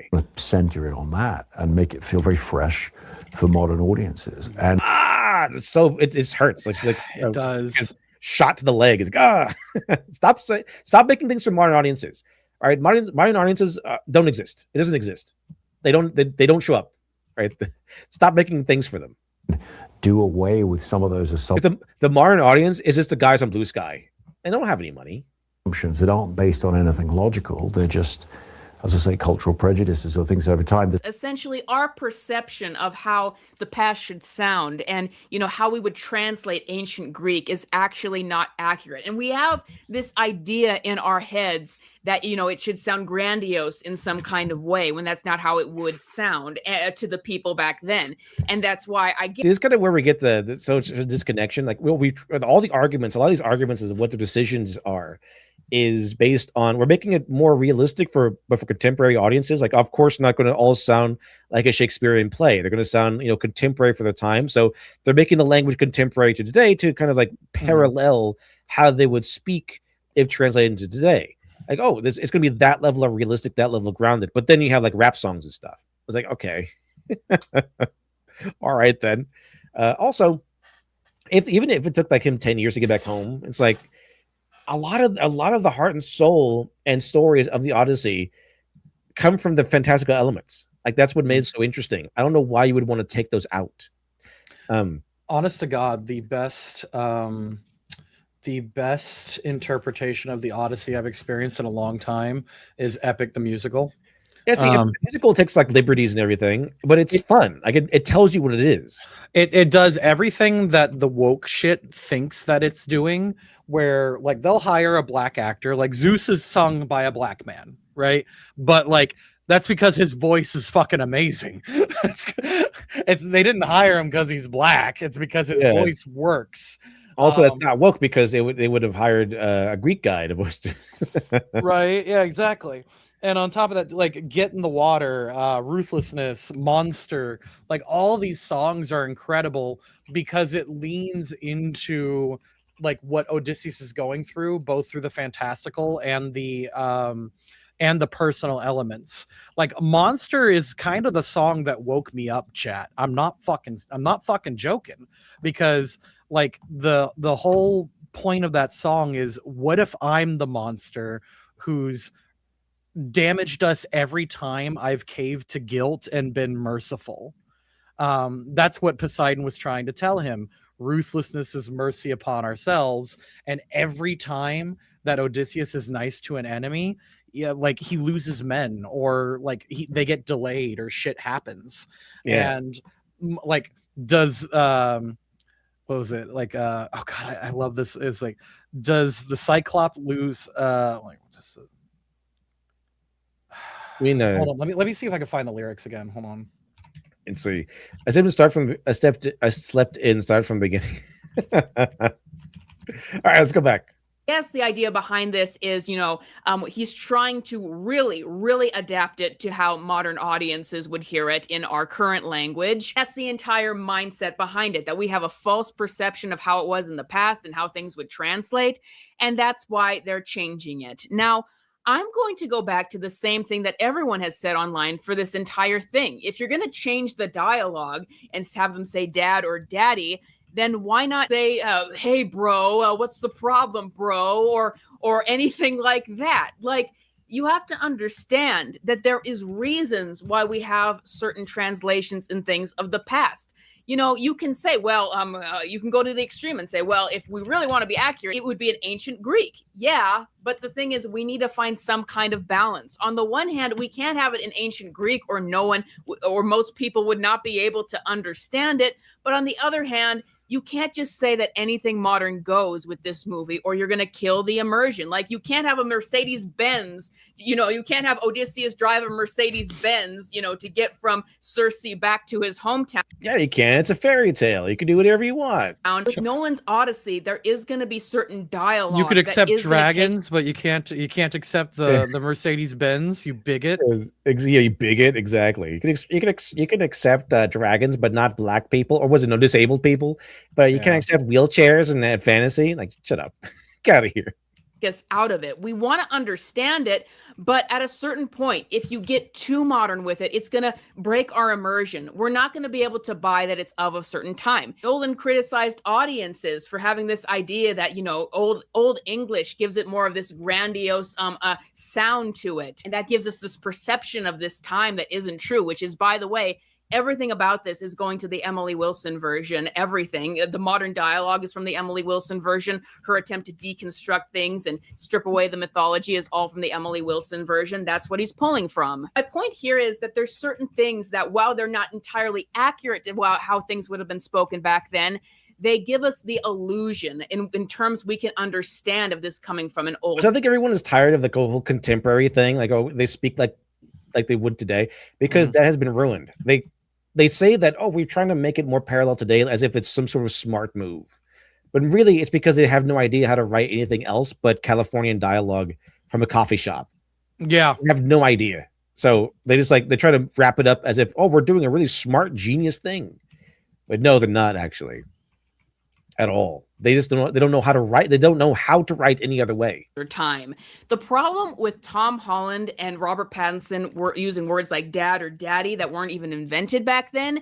The word dad is very, very casual. It's a very, very casual term. And daddy tends to sometimes be associated with like a child speaking to his father.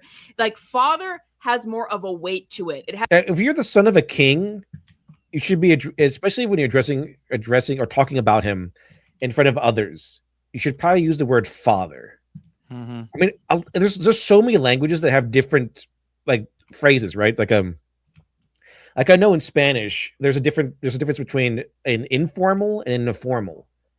And I'm pretty sure in Japanese there is too. But yeah, there's a different way of speaking, whether you're talking about someone in a casual sense or a formal sense. And I'm pretty sure if you're addressing the king as the king's son, and you're like kind of talking about him or addressing him in public, you should address him with reverence.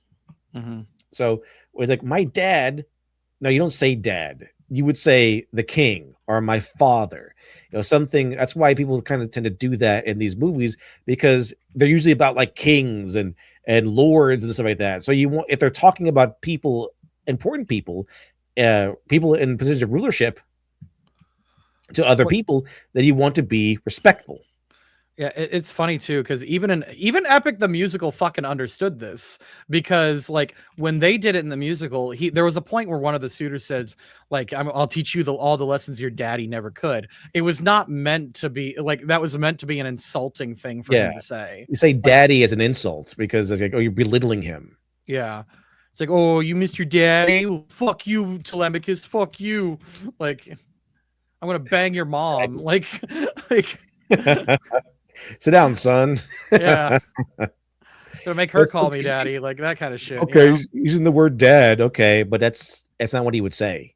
He was, as a son of a king, talking about the king, he would say something more respectful than that. has more of a respect to it when you say it. As this term has more respect to it, there's certain ways, even like in modern times of our stories that we use, where it would not work if you use the word dad or daddy instead of father. Let me try this. Like Star Wars Empire Strikes Back. Like I'm pretty sure, again, if they never brought that up, like, okay, that's kind of weird, and then brush it off. But now they're making it such a big deal because they just bring it into the interview. Like, okay, now I'm going to notice it. Yeah.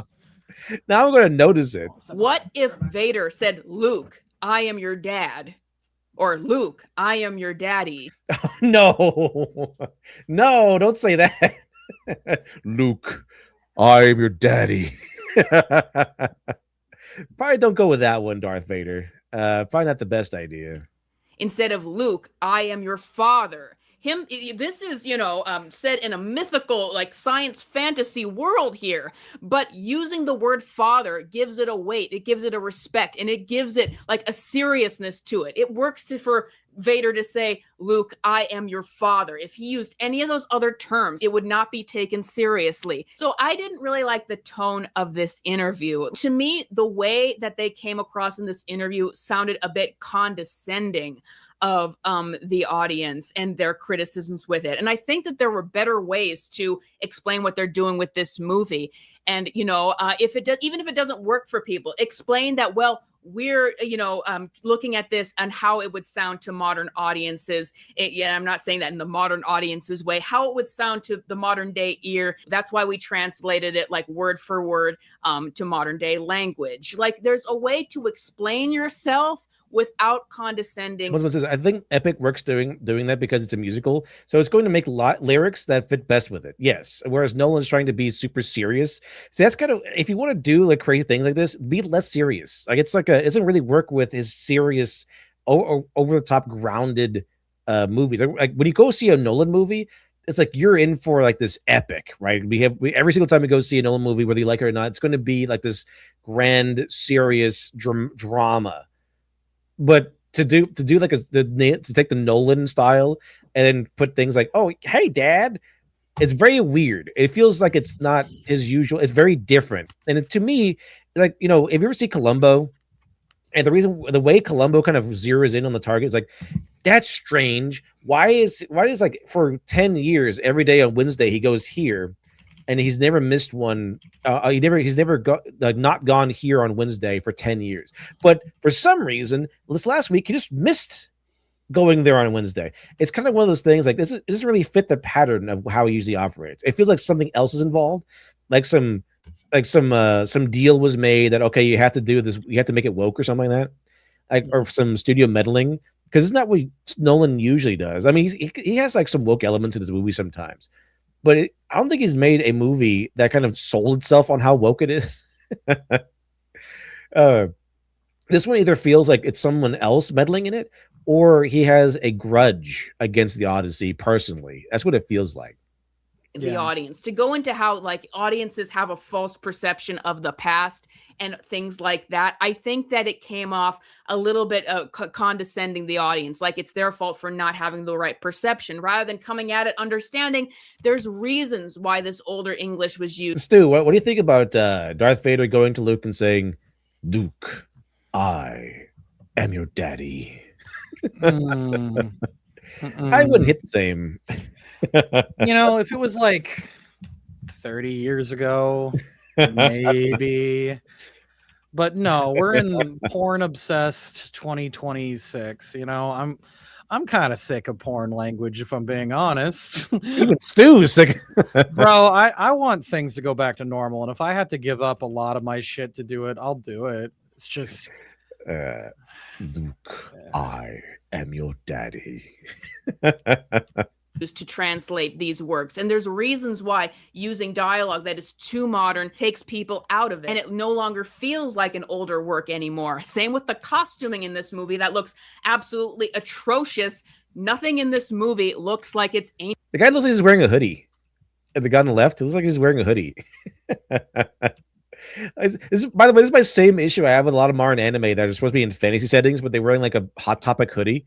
Like, really? Why is the Hot Topic hoodie like the mainstay outfit for isekai protagonists? ancient Greek, and either you completely respect that or you don't. But it's like Nolan, like some Hot Topic Organization 13 style hoodie. I think even a guy from Sorta Online has one. Yeah. Kirito, I think he has like a Hot Topic Organization 13 kind of hoodie. Yeah, one second he's just being so accurate he can't have an orchestra for the soundtrack. The next minute he is personally writing a you can't have an orchestra, but you can have rap for some reason. rap song. Like he wrote the lyrics to the rap song that's going to be played at the end of the film. This is why people are kind of upset. Like you're so dedicated to realism, you're going to do this, you're going to take away this, but then you're going to have like weird contemporary modern day crap in there. Okay. This is why what rubs people the wrong way. Again, I think he was just kind of consistent with like his style of where he's going to go with the movie and state it all. Then I think pretty sure everyone's like, okay, well that's fine. But everyone's like, he's like, no, it's going to be grounded. I'm going to be so realistic. We're not even going to have an orchestra, but I'm going to add in all this woke crap in here, like just or woke flags, I guess you could say in here. So I think that's why people kind of see the disconnect. Like you're really trying to you're taking away things that we like, which would be okay with if it fit your style. But because you're taking away are the things that we like on one hand, but you're adding in a bunch of modern day stuff on the other hand, and that people are like, what? No, this is crazy. Anyway. But that interview was one thing. The interview that really got to me though is this one where Nolan directly addressed the backlash in a post. The original post that did this was just from Telegraph, and they posted the article with this headline on their Twitter. And since as of the recording of this video, they have now deleted They deleted it. Curly and Butterfly. Stu says, Who are you? What did you do to Stu? Yes. Stu, tired of porn? I really am, man. It's just like it's boring. It's boring. Like it was fun and novel when it was still kind of hidden, you know? Now that they're injecting this shit into everything we do, it's like it's simultaneously like pornified but also prudish. It's very bizarre, and I don't know how they managed to do that. But yeah, it's very weird and no one likes it. It's kind of like the episode of Futurama where they actually go on the internet. It's like, oh, thanks, internet. I'm now bored with sex. Yeah, right. Let's see. Then they also says, do you remember Wishbone? Yes, the Odyssey. Probably going to the better than probably because Wishbone was awesome. Most things that Wishbone did is better than what we have today because Wishbone was cool. They cared. the post because it was getting so much backlash. But they talked to It's a Tamerspoon 3 says that you don't get LD. Orchestras didn't exist in 1800 BC. I'm pretty sure they did. It's kind of just assuming they didn't. I'm pretty sure that, I mean, maybe not orchestras, but I'm pretty sure there was bands and stuff. I'm pretty sure. I mean, they had music. Nolan in this Telegraph article about, was he taken aback by any of the backlash that he's gotten? We tend to underestimate how intelligent people were back then by a lot. Mm-hmm. Even in a world where we're like, oh yeah, the greatest thinkers of all time were Greek philosophers that we still read today. We also, on the other hand, also think they're all retards, I guess. Oh yeah, but they really existed a long time ago, so they're all retards. Like, no, they were really smart back then too. Yeah, they seem to think like they confuse uneducated and misguided with stupid, you know? Yeah, and old with like it's dumb because it's old. Like, this guy lived a whole bunch of years ago. Obviously, he wouldn't be as smart as me today. I'm pretty sure he would be. Pretty sure. Over this film, it'd be like that. Have you seen the Free Reign episode where they that demon lord kind of unlocks, and he's just like he's from 80 years ago, but then he immediately starts learning stuff like, oh, here's how you did it. Let me start learning this crap, and I'm gonna beat you up now. And Freeman's like, oh crap, we got to kill him now. He's already starting to figure us out. Like it took him like 2 seconds to figure us out. Kill him. He adapted. That's what it would be like. It'll take him a little bit to adapt, but yeah, they're not idiots. For the casting and the dialogue and Elliot Page and Lupita Nyong'o and all of that. And it says here, was Nolan taken aback? Comes with the territory, he says, grinning serenely before lifting his cup and saucer and taking a theatrical sip. But look, he adds, these conversations that happen before people see the film, they're always irrelevant. because no one having them knows what the film actually is yet. Besides, he says, he was aware from day one that the Odyssey was exactly the sort of project liable to stir up strong commentary in good faith and bad, and how it should properly be handled. But remember, he goes on, I spent 10 years of my life dealing with Batman. Now, this is my big problem with this. Nolan saying that criticisms before the film are always irrelevant. And this is such a bad PR move. It reminds me of just, once again, so much of the according to like some art places and everything, they did have bands. Now the original orchestra didn't pop up until like, you know, the 1600s or 1500s or something like that. But the Greeks had bands. Same thing with the Romans. Like every country or every culture had like a band. Maybe not the giant orchestra, but they had bands. So I don't think it'd be too out of place to have an orchestra in your Odyssey movie. Pretty sure it won't be that jarring.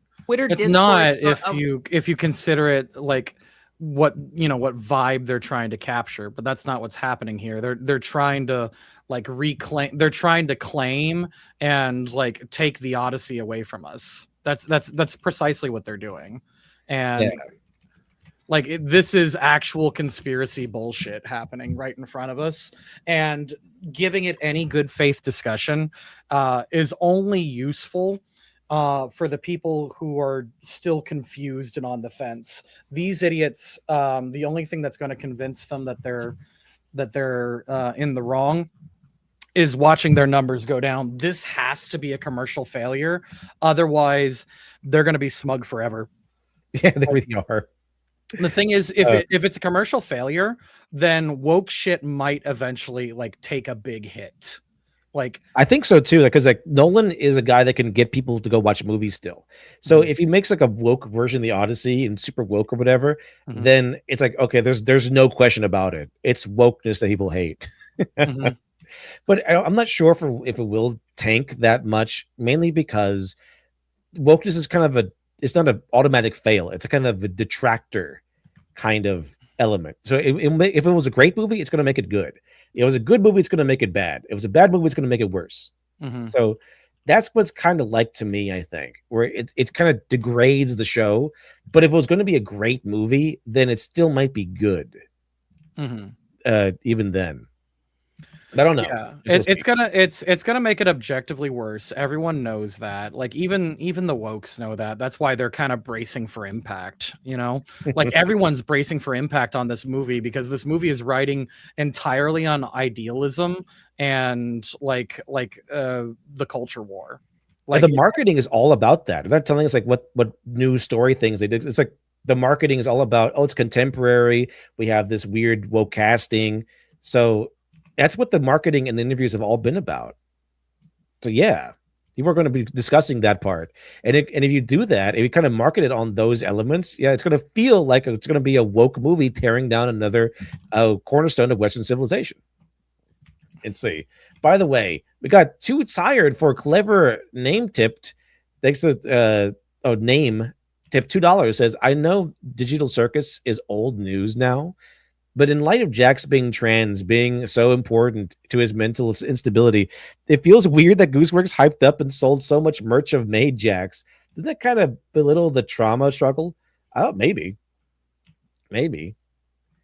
It's just kind of the main amusing part to me about all of this, about the Jax thing, is that everyone hated Jax for years, or a lot of people did anyway. They always said, "Oh, he's a jerk. He's an asshole."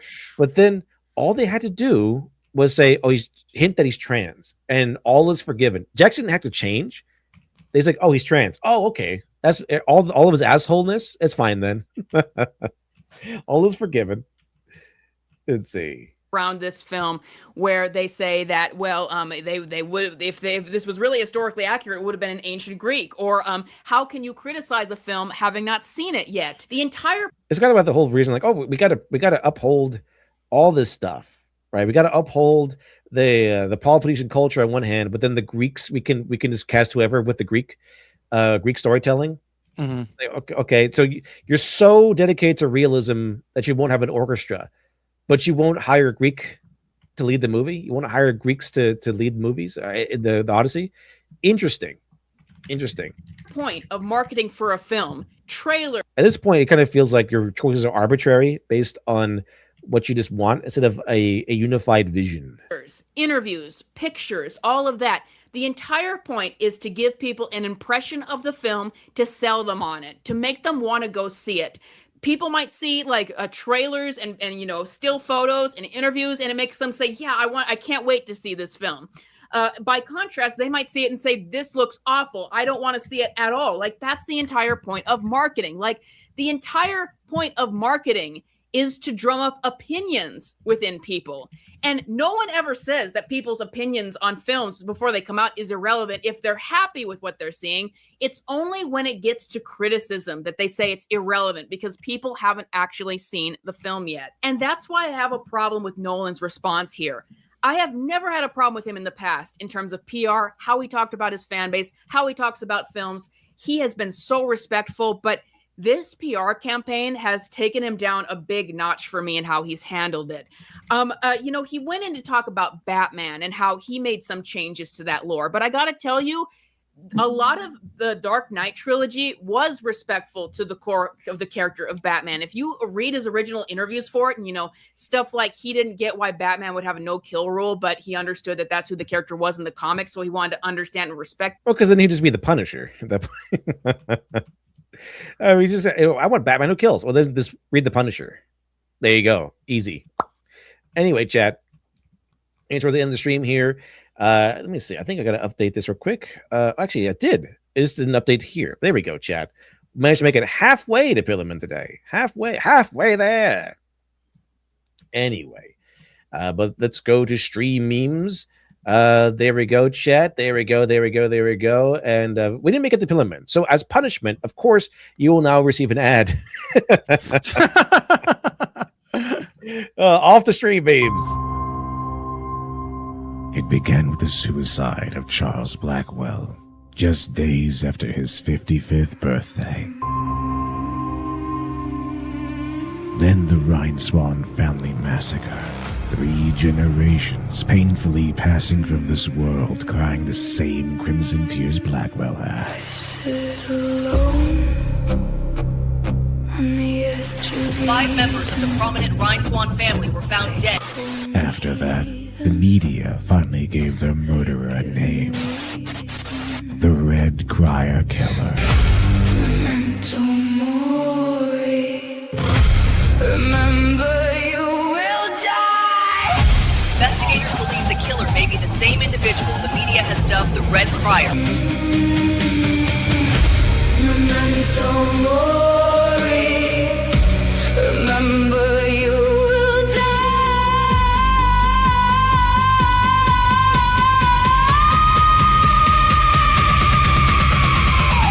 I know it's droll to sell my soul. I wanted to protect them though, but I couldn't even play my role. Now vengeance is my only goal. Memento mori. Too late for sorry. Now goodbye. Breath goes dry. I will cry when I remember you will die. Oh, yes, best chat. Think how much die Karai for the $1? Give $1 to your devil. Here we go, chat. Thank you much, everyone. The husband says, oh, no, not adding something I'm looking forward to. It's also a song enough for me to go to the top of stream memes. So, so it's very suitable. I can get to the top of stream memes, no matter how many memes there are. Time to wake up.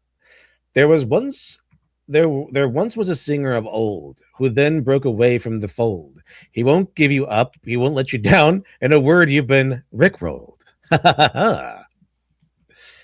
Let's see, the healer. Okay, guys, I learned a new spell. Bard. Okay, let's see it. The healer. Okay, here it is. Kill zone. Archer, what kind of spell is that? Healer. It's not a spell, it's a curse. And if you walk 50 yards that way away from me, you'll die. What? The healer. I'm sick and tired of everyone running out of range. Out of range of my spell. So yeah, that'd be kind of funny. It's like all right, kill zone. You get too far away from me, you die. right? So stay close. I think that was like the main complaint of healers in a D&D party, that everyone just runs away. And then when they get hurt and are dying, they blame you.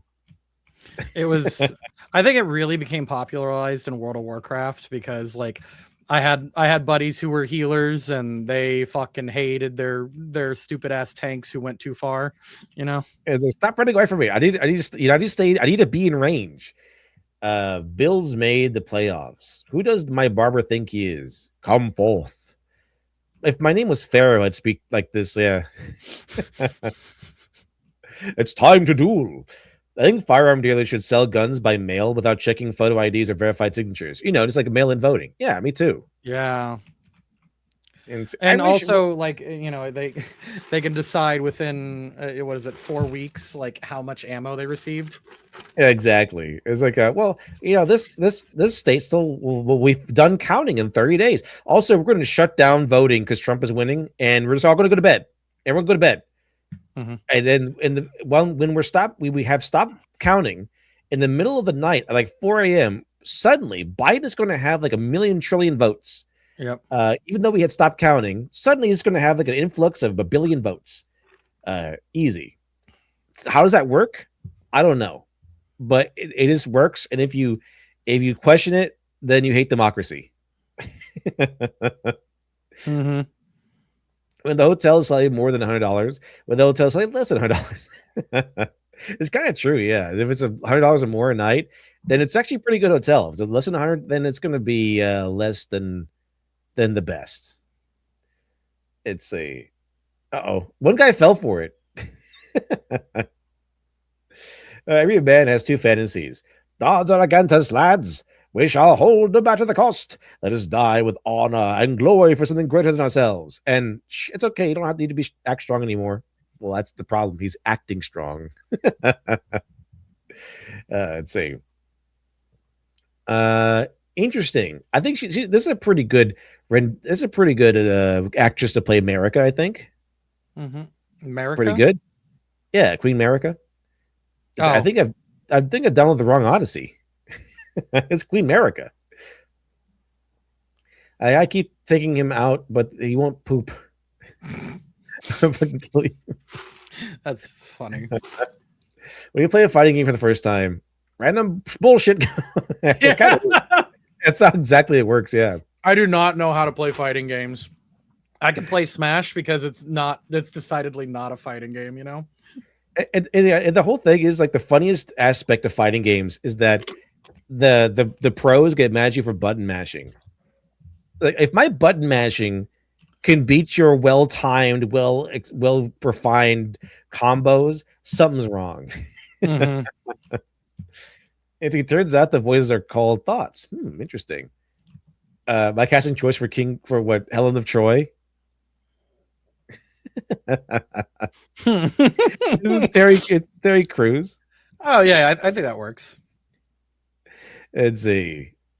Yeah, that'll be fine, I guess. Yeah, that works. Actually, I'm okay with this.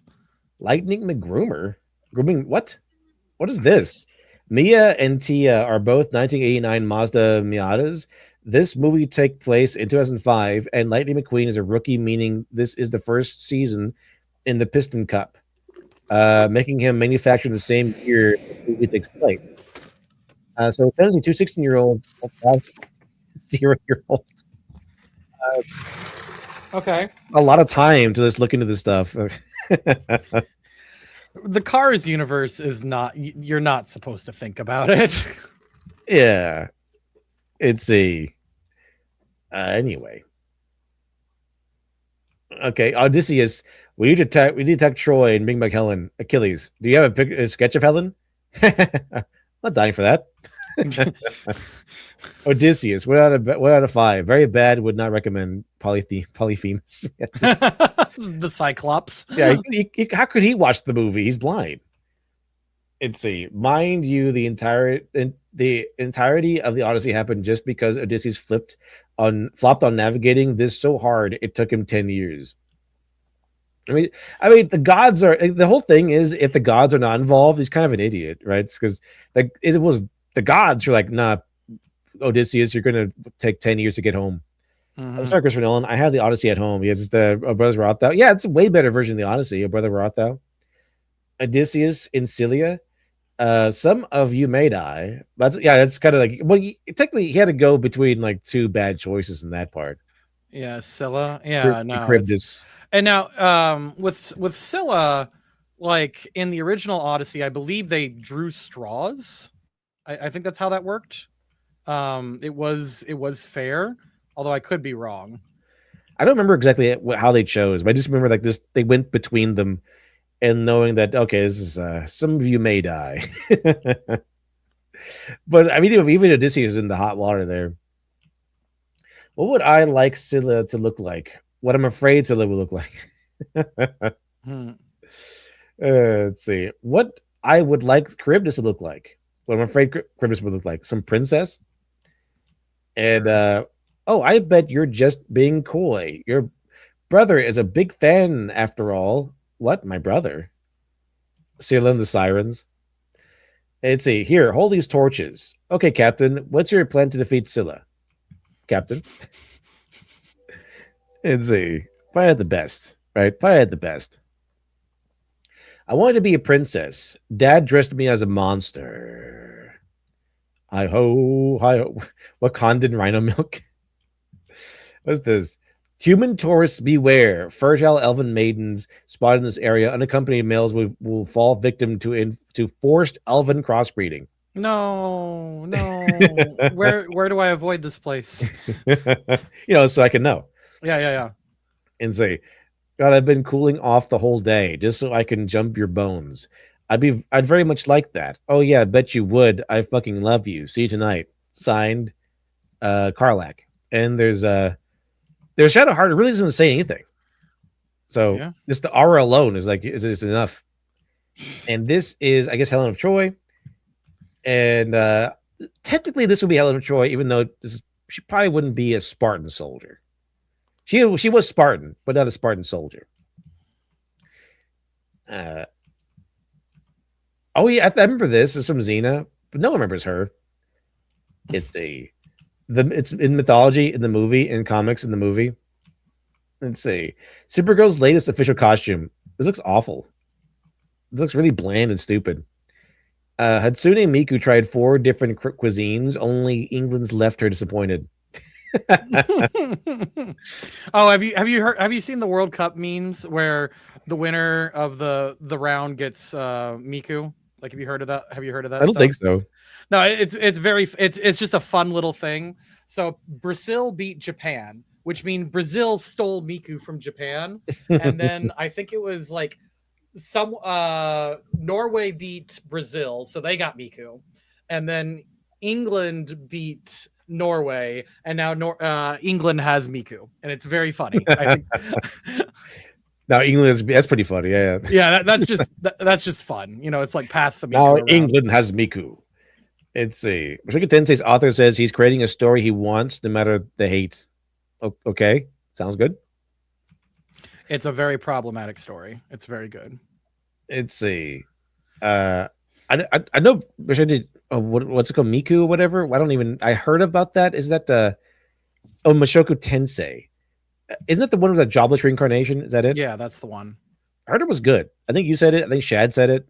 Mm-hmm. I haven't seen it though yet. You would love it. You would really love it. Like, early episodes are kind of hard to watch though, because the guy's a fucking scumbag. He really is. So here we go. Here's the writing for the Odyssey. Just call me daddy. Luke, I am your daddy. He went from hello, it's nice to finally meet you, sir, to your daughter calls me daddy too.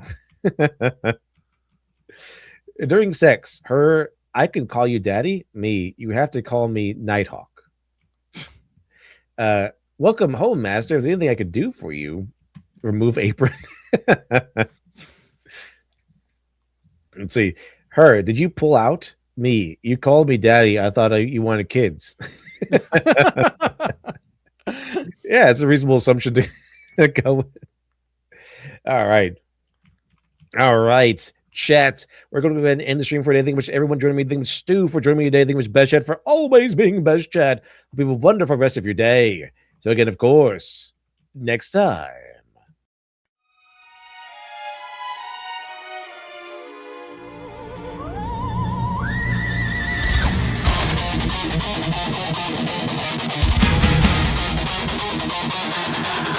On a cold winter morning in the time before the light, in flames of death's eternal rain, we ride towards the fight. When the darkness has fallen down and the times are tough, alright, the sound of evil laughter falls around the world tonight. Couldn't keep it